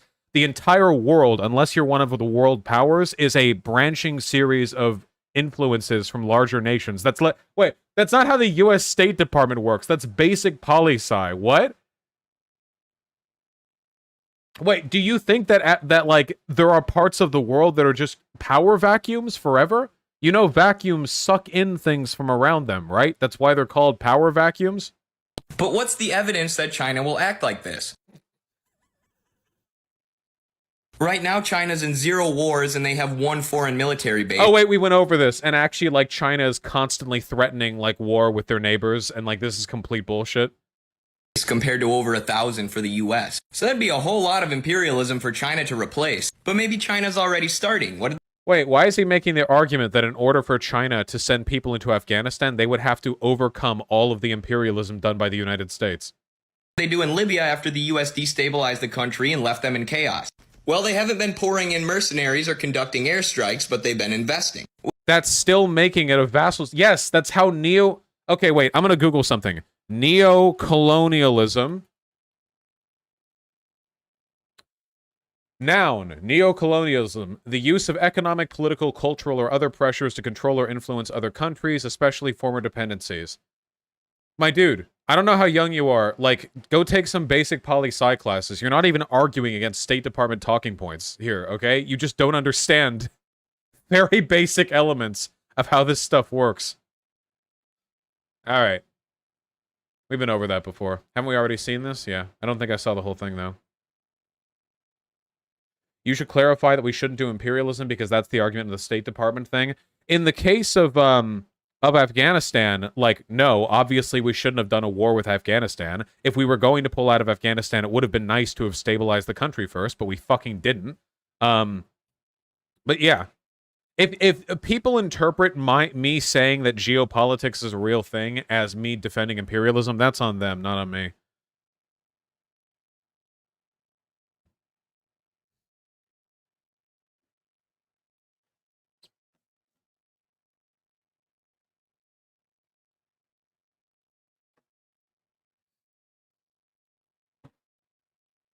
All right. All right. Let's all calm down. Take a chill pill. How about we catch up on the subs that we've been putting off for some time, huh? Carson Harvey with a very kind $5. How hyped are you that we're likely going to see the Ogre Kingdoms in Total War Warhammer 2 in the relatively near future? Do you mean in TWW3? Aren't they done with DLC after this current one? I mean, be Pog. Kyocha, thank you for the $3. Yes, he will. Brad, thank you for the 10 AED. Ian Kinzel, thank you for the $5. Likewise, still alive. Somnio Static with the incredibly kind tier 4 sub. I really, really appreciate that. There are Mercs in Warhammer 2. Oh, gotcha. I don't know how that works. I haven't played in a little while. Crooked, thank you for the very kind $10. As a person with a facial deformity, it creates environments where you're a target because of the idea that asymmetrical people are deficient. Yeah, well, also, only taking pictures from one side of your face can lend the image of consistent symmetricality where it's not necessarily present. Like, most people don't have perfectly symmetrical faces, I don't think. In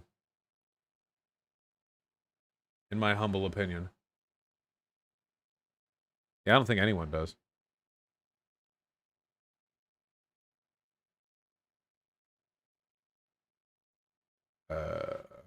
Johnny Asuji, thank you for the $5. Otakon with the very kind $5. I'm really dumb and I donated this on YouTube. I forgive you. Far Eastern Myth, thank you for the very kind tier 4 sub. I applied to be a manager at my work, but I didn't get the job. I guess I'll have to wait to replace Sake Tanuki as your angles with my bougie bucks. Sorry, comrade. Application's in line. Better luck next time, and I am sorry about that. Hope the next application goes better. Bug Friend, Mindforged, and Zigabiz, thank you for the tier 1 subs. Yeah, Bug Friend, there are always ways to rhetorically improve, of course. I'm not really used to debating conspiracy stuff because it's something that I generally try to avoid. Marin Brimmer, thank you for the $5. Rostig, thank you for the 3 consecutive $10 donations. I really, really appreciate that. It's been a year since I subbed. My first video of yours was the Keeping Predators Out of the Smash community video.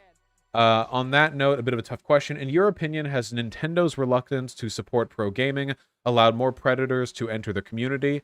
Or since the game targets a younger audience, was it an inevitability? Sorry for asking this during chill stream. I can't really say. I don't really know if Nintendo officially sanctioning pro gaming would have led to a change in the internal culture or would have led to more watchdogs or anything else that might have mitigated the degree of predatory behavior.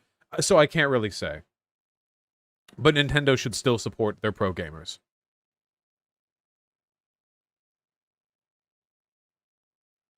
Hexy Empire, thank you for the very kind $40. I really appreciate that. To grow the channel, get in contact with Nux Taxu. He does collaborations he would excel in. Your best way in is to get his One Piece/anime podcast. Maybe, I'm not familiar with that YouTuber. I don't want to shamelessly clout chase. I'd like to know the guys, you know?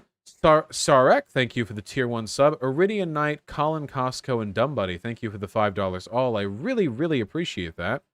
Temp Accountant, thank you for the very kind $10. Much appreciate. Can I get your thoughts on gaming in general real quick? Yeah, I think they're Pog. Killer99, Polly, and Need to Burn, thank you for the $5 all. Would you want to participate in creating a new political party's platform? No. Casey Marlowe, thanks for the $3. 8D5D2D Derek, thank you for the very kind $5. Orson Zed with the tier 1 sub, thank you very, very much. I can't really say. I'm not a huge Donkey Kong fan. Raisin Brand 418, thanks the tier 4 sub. Just wanted to thank you. My roommate introduced me to you, and I've watched you for months now. You've turned me left and inspired me to stream and lose weight. Pog! That's awesome. I'm really happy to hear that. We're all out here improving. Shit, yeah. Well, thank you for the tier 4 sub. Alex and Josh Kiss, thank you for the $5 both. Really appreciate that. Your boy Shamoy, thank you likewise. I'll look later.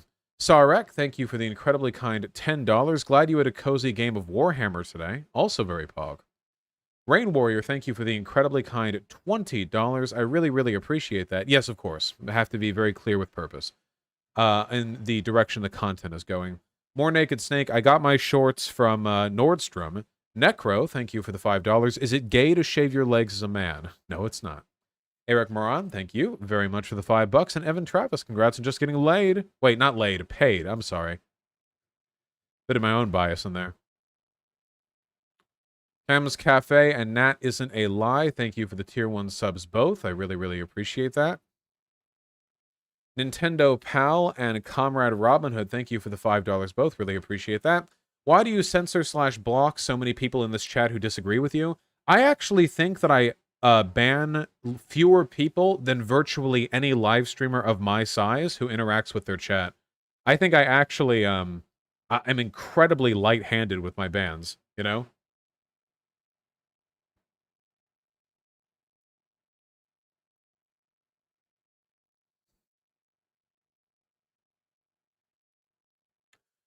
Also, I'm pretty sure like 90% of the people who get banned in my chat do so because they come in here and start spamming slurs.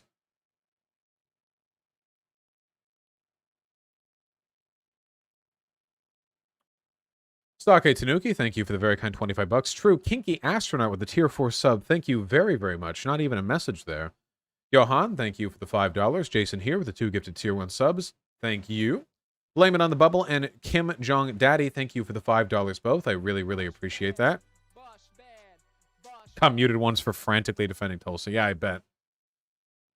Kristen Johnson, thank you for the very kind $5. What is meant by whiteness and what do people mean when they condemn it? This isn't something I like discussed outside of an academic circle, but when people talk about whiteness, they're basically talking about tenets of white cultural hegemony.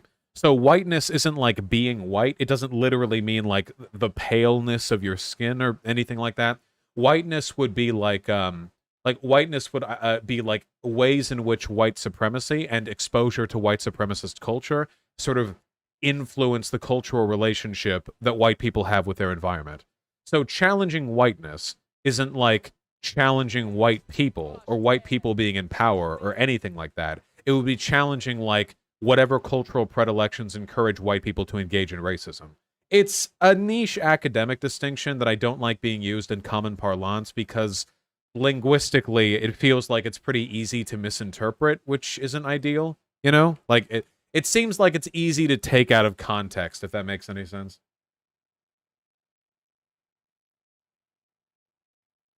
Can you be more specific, an example of something?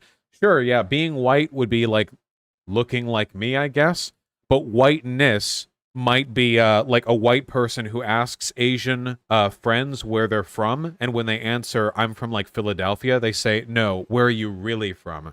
Whiteness might be like the cultural assumption that speaking the way white people do is a more proper or formal way of speaking, and speaking the way black people do is a more improper or informal way of speaking. Challenging whiteness is about assumptions and biases. It's not about, like, the actual people, you know?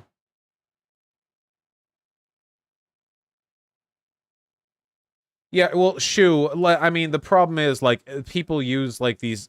It gets in with, like, the niche academic discourse, and then it gets, like, extrapolated out into, you know, other...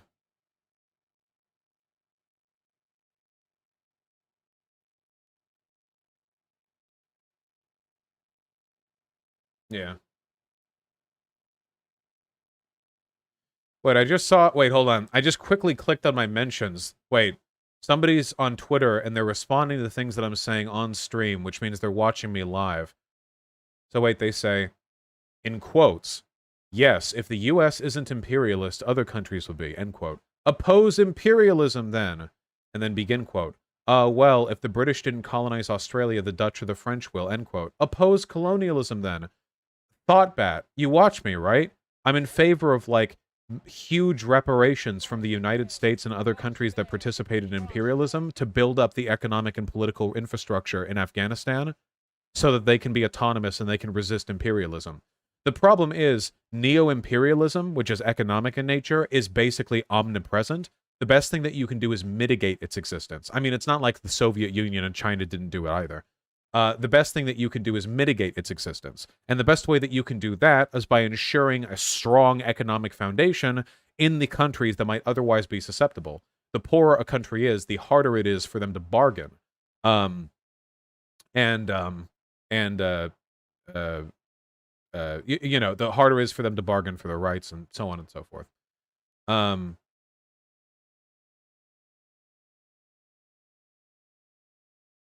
I don't know why I'm responding to some random person on Twitter. I guess I just think it's weird they wouldn't type in chat, you know? Why does your shirt say raw? Why wouldn't it?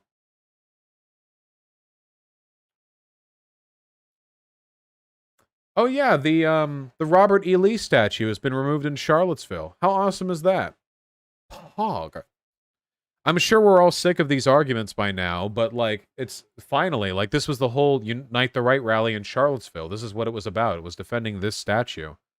Looks like they got epically owned a couple years down the line. Yeah, the thing is, look, we've all heard these arguments before, but for anyone who's confused about this, please keep in mind a huge number of Civil War memorial statues weren't put up after the Civil War. They were put up during the Civil Rights Movement. They were put up specifically to scare black people. That's it. Like, black people are marching for your rights. Oh, let me put here, like, military and political leaders who fought for the right to enslave you. That's it. Imagine if there was, like, anti-Semitism not Nazi Germany. Imagine if there was anti-Semitism in Germany, like West Germany back in the 80s. Do we have a source on that, Vosh? Yeah, that's extremely... Yeah, wait, hold on. Yes, that's... Wait, hold on.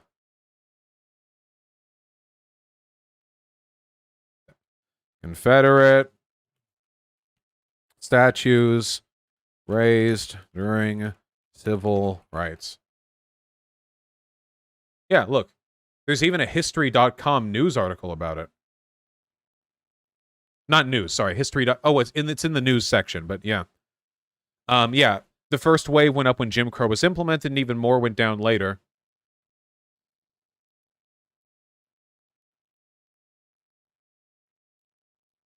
Giant stone carving, its production began in the 1910s. It was completed in the 1960s. In 1956, they redesigned the state flag in Georgia to include the Confederate battle flag. Yeah. Oh, I'm sorry. The civil rights movement, most of it took place during Reconstruction. My apologies. They're yay about, you know?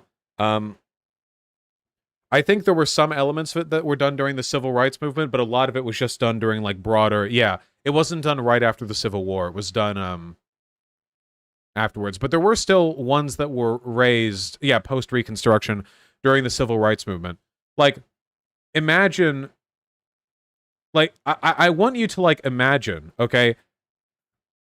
Imagine if in Germany there was, like, even after World War II ended, there was, like, discrimination against Jewish people, and they fought for their rights, and the conservatives in Germany, like, put statues up of Hitler in, like, main public squares as a way of honoring their ancestry. Like, seriously,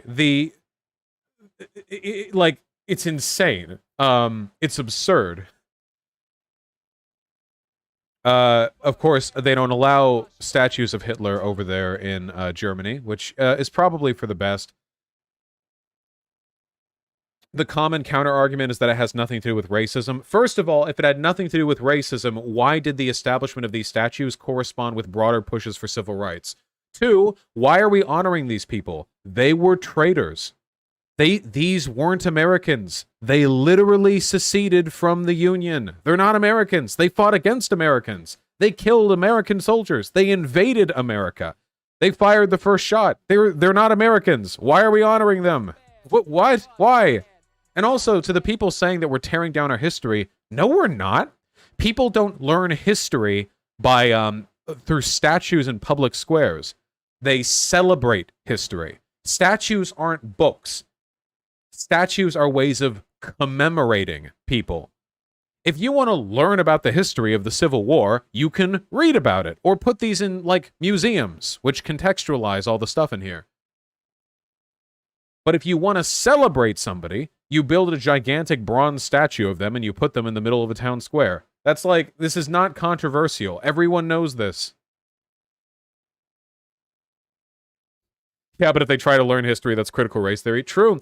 It's funny, the people who are claiming that, like, the removal of these statues constitutes the removal of history are the same people who do not want the real history of the Civil War taught to their kids. The fact that it was fought over slavery and that the South started it. They do not want that being taught. They don't actually want their kids to know the history.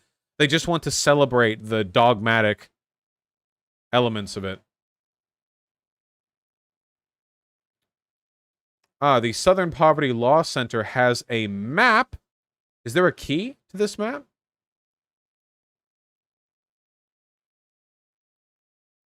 Wow, that sure is a lot of Confederate memorials, some of which are not in southern states. They told me nobody knows who fired the first shots. No. The Southerners fired at was it Fort Sumter? Right? They had a ship that fired at Fort Sumter. Yeah. They were the ones who began.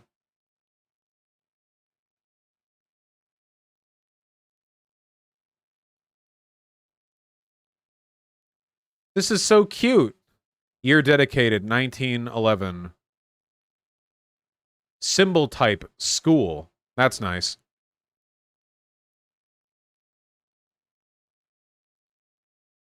I want to see when these I want to see when these were put up. Some of them have a year dedication. Is there a way of filtering them by like time, you know?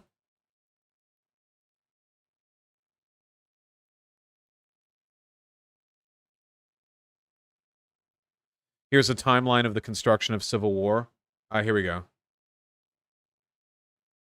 There we go. Here's Reconstruction right over here on the left. Only a few. And then right here, oh, right at the turn of the century, the NAACP was founded. Wow. This is like 40 to 50 years after the end of the Civil War. Oh, yeah, and here's another surge right here during the 1960s and during the civil rights. And wow, look at that. Most of the memorials put up during the civil rights movement were in schools, or at least a disproportionate number of them. That's interesting.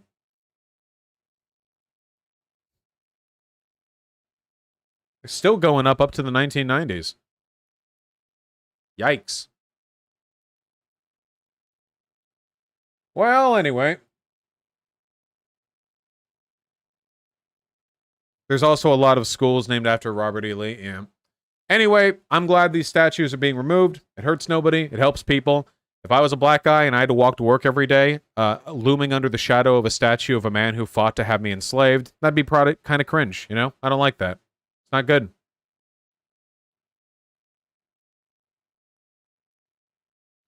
Yes, I've heard that Aton Shay's films on this are quite good. And I would recommend that you watch it if you can. He likes to dress up.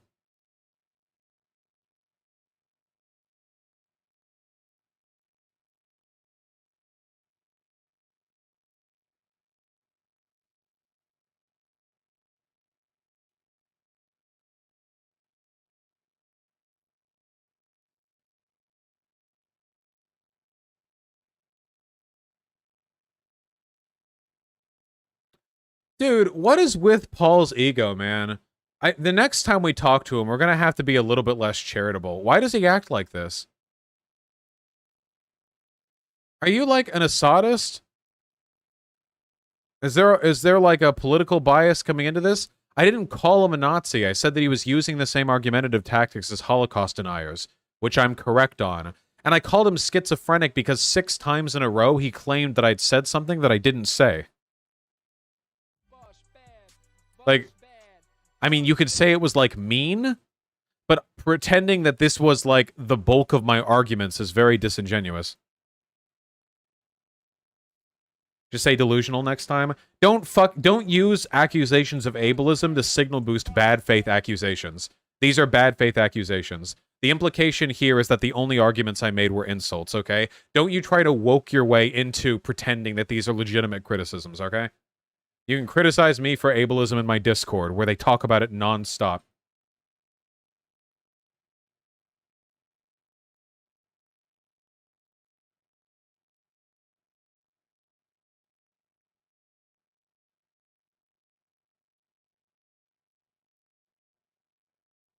No, I haven't seen many of Adam Shay's videos.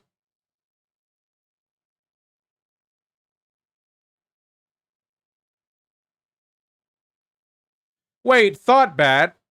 The person I responded to who tweeted earlier said, Christ, he actually responded to me, like and subscribe.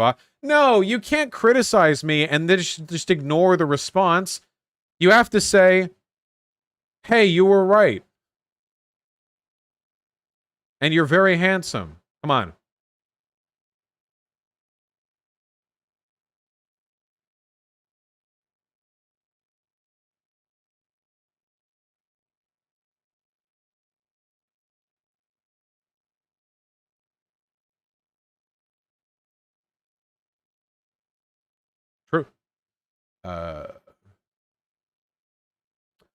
Finding fringe Nazis nobody has ever heard of to do epic Twitch debates with as donations keep rolling in across the screen as a money-making grift scheme masquerading as political activism.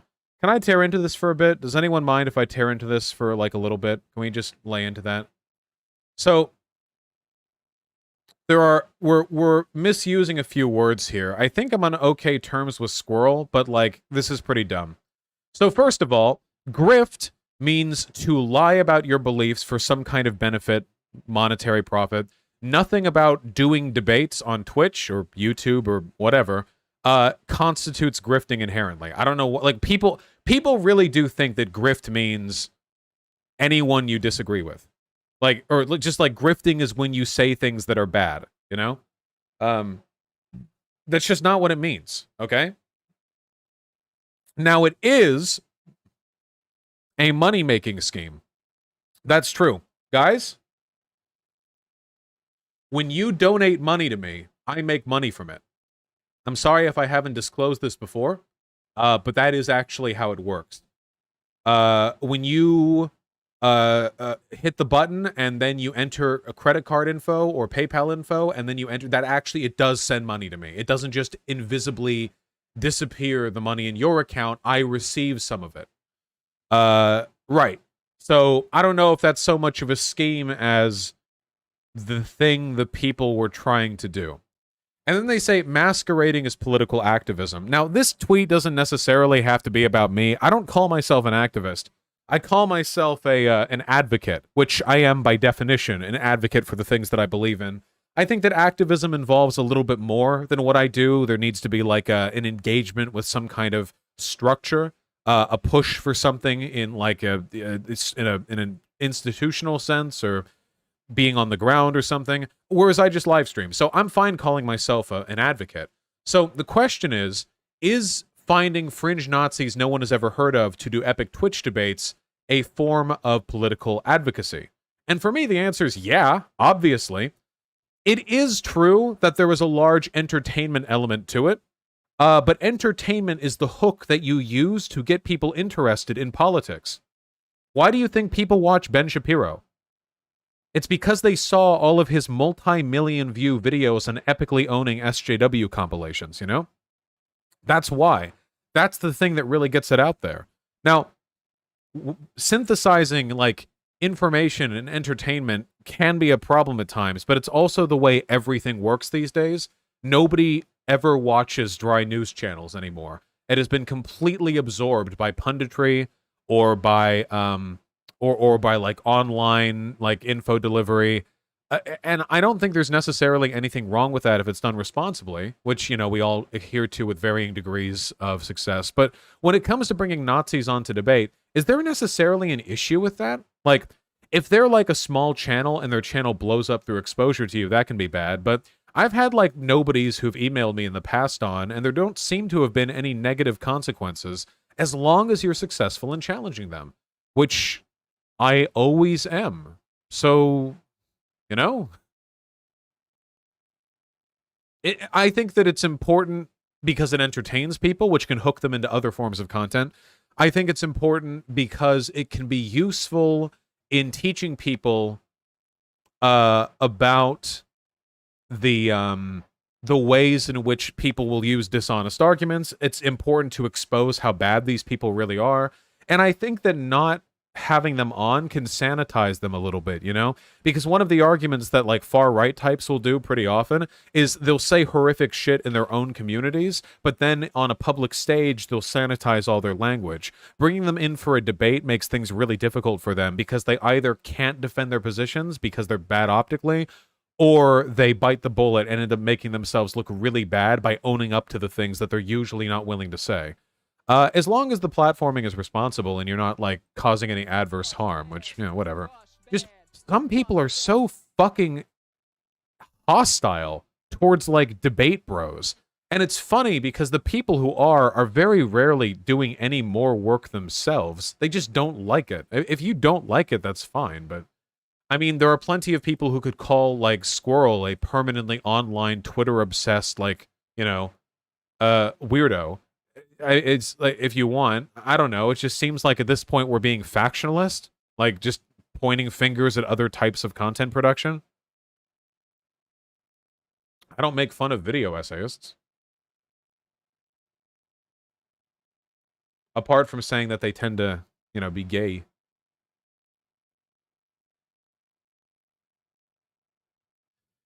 Vosh, they did not look badly to their community. They got a clip of you saying you didn't say something you said. Everything else will not appear in their community. What? I don't know what you're referring to.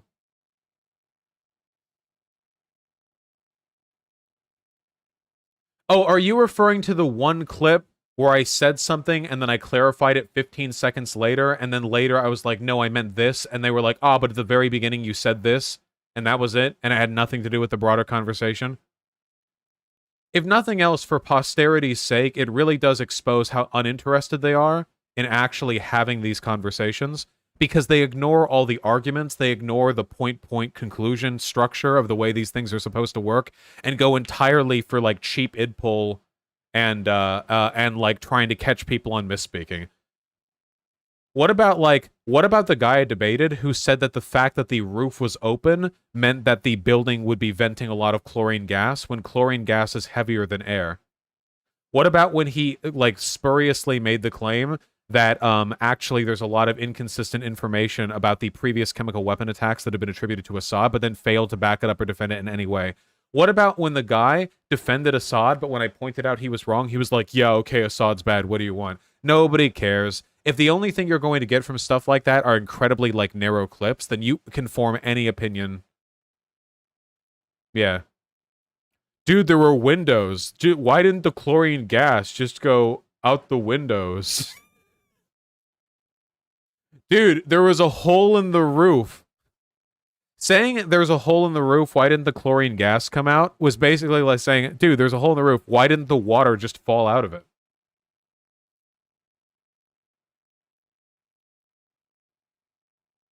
Dude, why didn't the water just fall out of the... God. Anyway, let's finish reading donos. Hold on. Onion Thief, Eagle Beagle, and Apollo Ranger. Thank you all so much for the very kind $10. I haven't seen the City Beautiful channel, but if they have stuff on Seattle, I'd be willing to take a look. Thank you very, very much. Richard, thanks for the $3. Cody's12, thank you for the very kind $5. Any advice for a guy marrying into a very conservative family who has people who think there's a homosexual agenda and that war is good? I don't know. Watch my content. Stay strong. Vosh, you should make small clips your audience can circulate around their community so that it actually permulates. Right now, they only circulate the clips they think look good.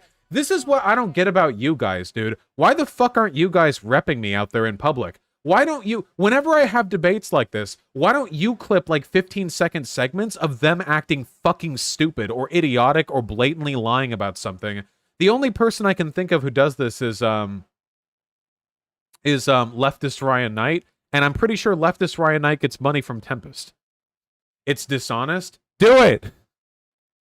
Also, I don't necessarily think it's dishonest. I'm not asking you to clip chimp, just show moments of them being bad.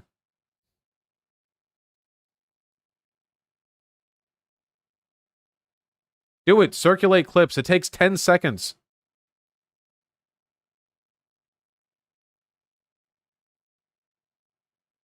Yeah, it's not clip chimping if you're right. True.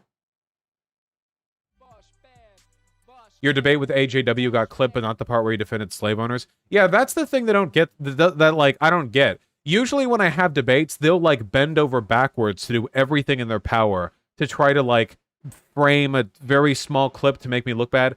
But, like, there are super easy clips that you can take, which are an honest representation of how dishonest they are, but nobody goes for it. Sad. Sad.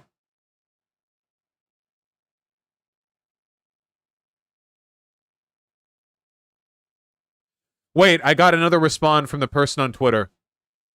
This is the person who I said has to say I'm attractive. At Vosh, as a gay man, yes, you are attractive. Thank you. But, IMO, you're not correct that imperialism can be justified by preventing imperialism of other countries. This is also my argument against Chinese imperialism. Like and subscribe anyway. Okay, hold on there, my friend. My argument here isn't that you justify imperialism because it protects against other imperialism. My argument is that in any given situation, you should take an assessment of what leads to the best outcomes, and you should consider that. I'm in favor of pulling out of Afghanistan. I don't know why people pretend that I'm not. I've said this.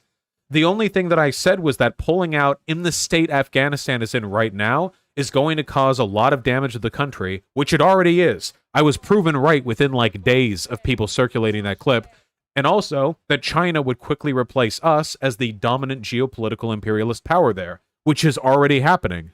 So the only thing I said, I just made a descriptive claim about what would happen if we pulled out, and I've been proven correct in a vanishingly short period of time. It's not about justification. You could make the argument that America's presence there would be justified if we could secure a better exit strategy, but we're clearly not. We've been there for 20 years. We're not doing anything. If we were willing to invest the money in rebuilding their infrastructure and their economy, maybe you could make an argument, but we're not. We're not doing it. We're not actually propping Afghanistan up. I'm gonna get yelled at if I speak. Uh-oh. Bronski, stop spamming. Shut up.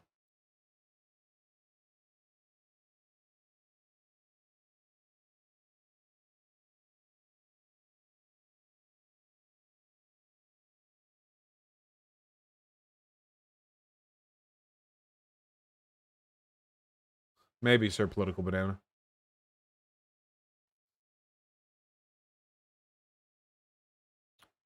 Take Tanuki, thank you for the $2 donations. I really appreciate that. Lefties Like Guns, thank you for the very kind $5. Addison Mabbott, thank you for the tier 1 sub. Really appreciate that. Bionicle Meatloaf, thank you for the very kind at $10. Matthew H., thank you for the 5. Sake Tanuki, thank you for the 10. Very much appreciated. Sissy Admin, thanks for the tier 1 sub. Frederick Nicebutt, thank you for the $2. Jammy with the 2 gifted tier 1 subs. Thank you very, very much.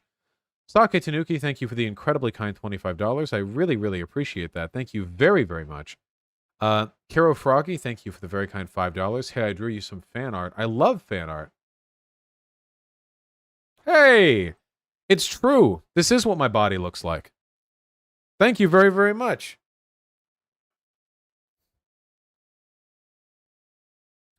Under one condition. Vosh Superfan, thank you for the €5. Yes, I did. Jason here, thanks for the 2 gifted tier 1 subs. Junta / Colt, thanks for the tier 2 sub. Slugs with the gifted tier 1 sub. Thank you very, very much. That's true, Gopher. Sather, thank you for the very kind $10. Very much appreciated. Hoggers. Bionic Meatloaf with the $10. An orc mech I painted a few years ago. Sorry for the bad photo quality. Uh-oh. Oh, shit.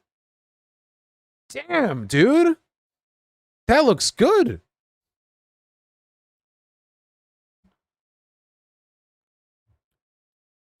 Some goddamn effort put in. Really good metalwork. Holy shit. I really like the flecking off paint.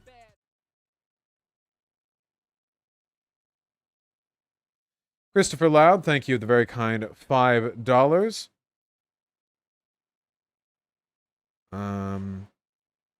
French Mex, the $10. Can you go over why the short MSNB / Morning Joe clip on critical race theory is right / wrong?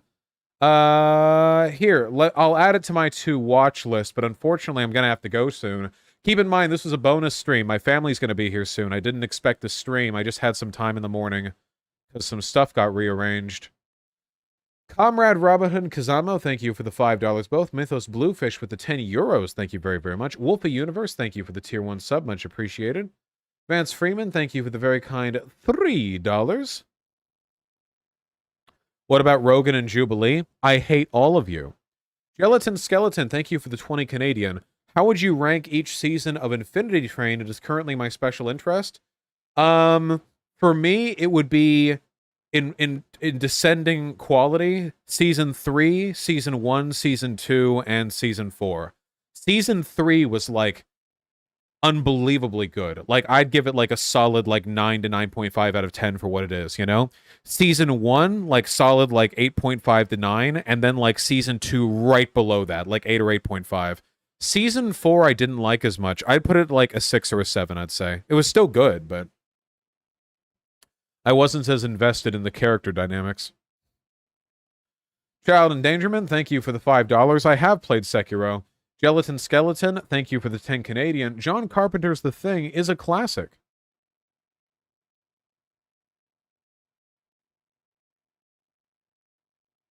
Baba Bitch, thank you for the tier 1 sub. Vosh animation. Huh?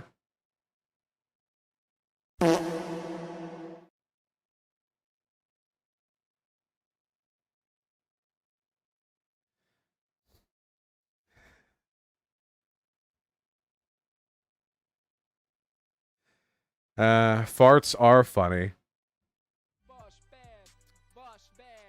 Zesty Fries, thank you for the 2 gifted tier 1 subs. I forgive you for your bad opinion. Jammy, thank you for the 2 gifted tier 1 subs. Really, really appreciate that. Title Punk Roller Girl, thank you for the very kind $5. Really appreciate that as well. Katzer with a gifted tier 1 sub. Araxio with a tier 1 sub. Please react to this Ben Shapiro clip. Let me ask you a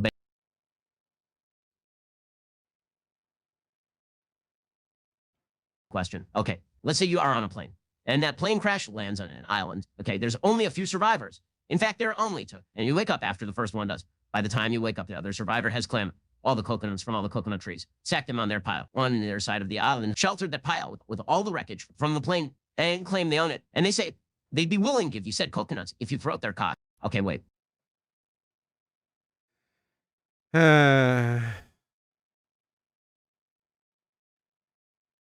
God.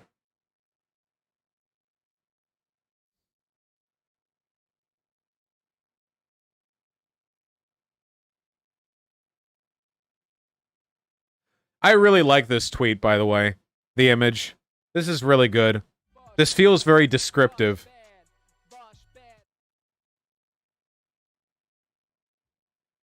This feels very descriptive of my experience online.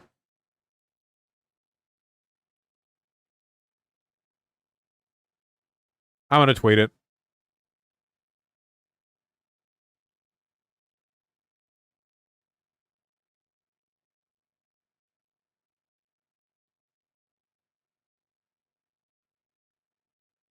There we go.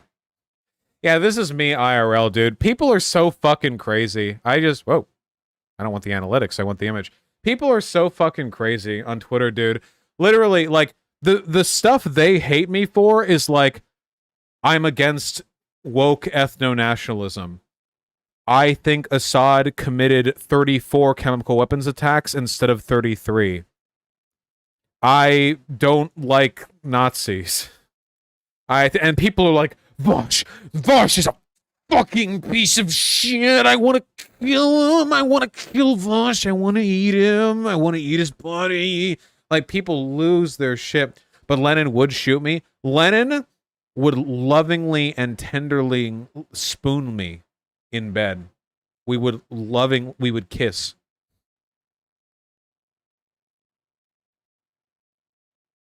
It's true.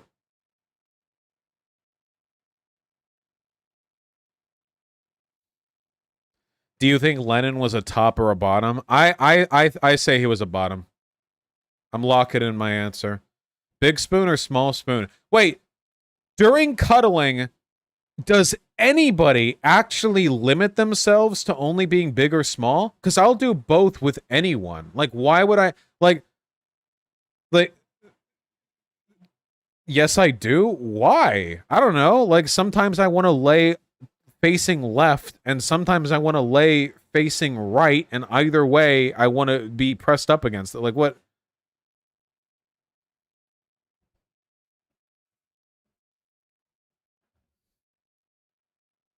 I don't know.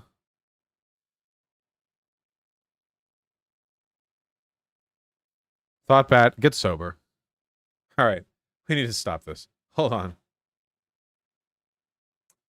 Tazium, thank you for the $5. I'll take a coconut, please. Down horrendous. Still alive, thank you for the $5. Yeah, the South was proud of their engagement. Mad Maximus, thank you for the 5 CFH. Think Left, thank you for the very kind tier 1 sub. Welcome to the chat for the first time. Happy to have you here. Big W, thank you for the very kind $5. Between you and Shu being, quote, reasonable libertarians and raging against the cult of D'Angelo, just wanted to let you know y'all are fucking heroes. Well, hold on, okay? Shu is not a reasonable libertarian, okay? Shu is a fucking lunatic, who I am friends with. Don't lump me in, okay? I disavow. And also a nationalist. Sake Tanuki, thank you for the very kind $10. Tuca and Birdie Season 2 already started on Netflix. Whoa, wait, really? Tuca and Birdie Season 2 is out? Let's fucking go! Yeah!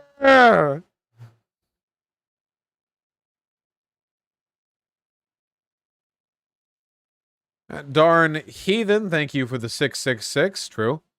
Loya, thank you for the $5. Whole family recently found out I'm trans, and my mom compared me to Caitlyn Jenner, which is a bit weird, champ, but I'll take the dub. TY for the foundations. You're very welcome, comrade. I mean, there are definitely worse comparisons that could be made. I mean, Caitlyn is a trans woman. I mean, yeah.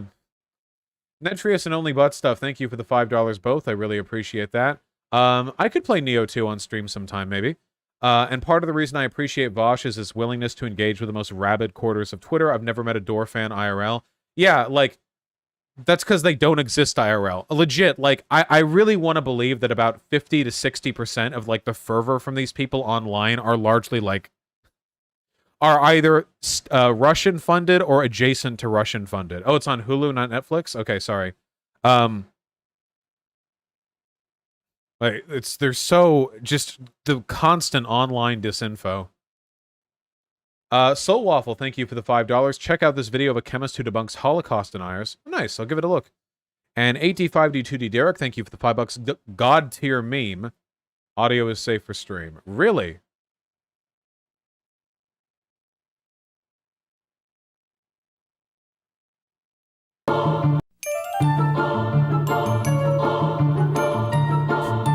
Is it?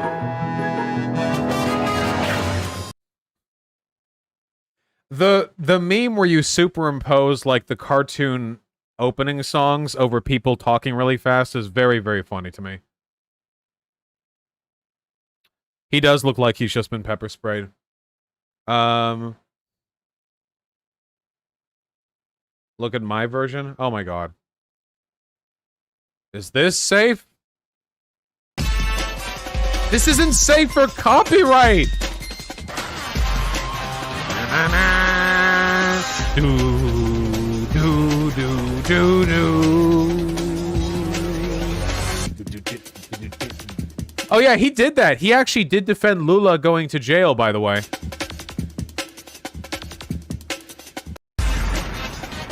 He defended the operation that got Lula sent to prison. That's true. And hasn't he spoken positively of Bolsonaro in the past?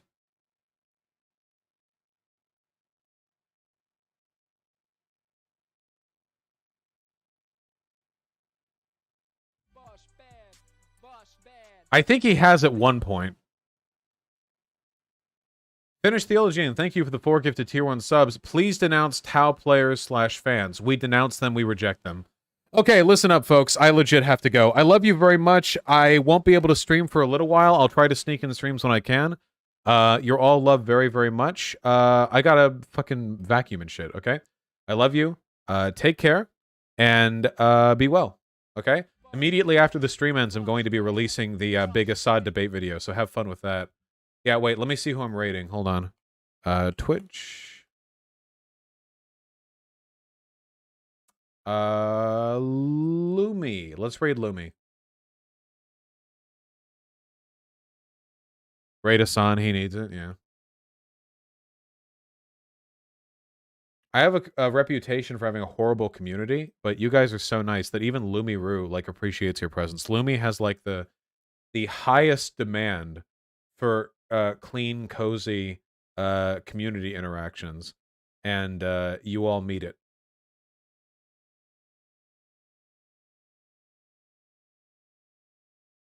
All right. Deploy. Very nice. All right. I love you all very much. Everyone take care, and I'll see you all soon, okay? Enjoy the fucking Assad debate video, okay? Maybe I'll go trending again for another 18 hours when it releases.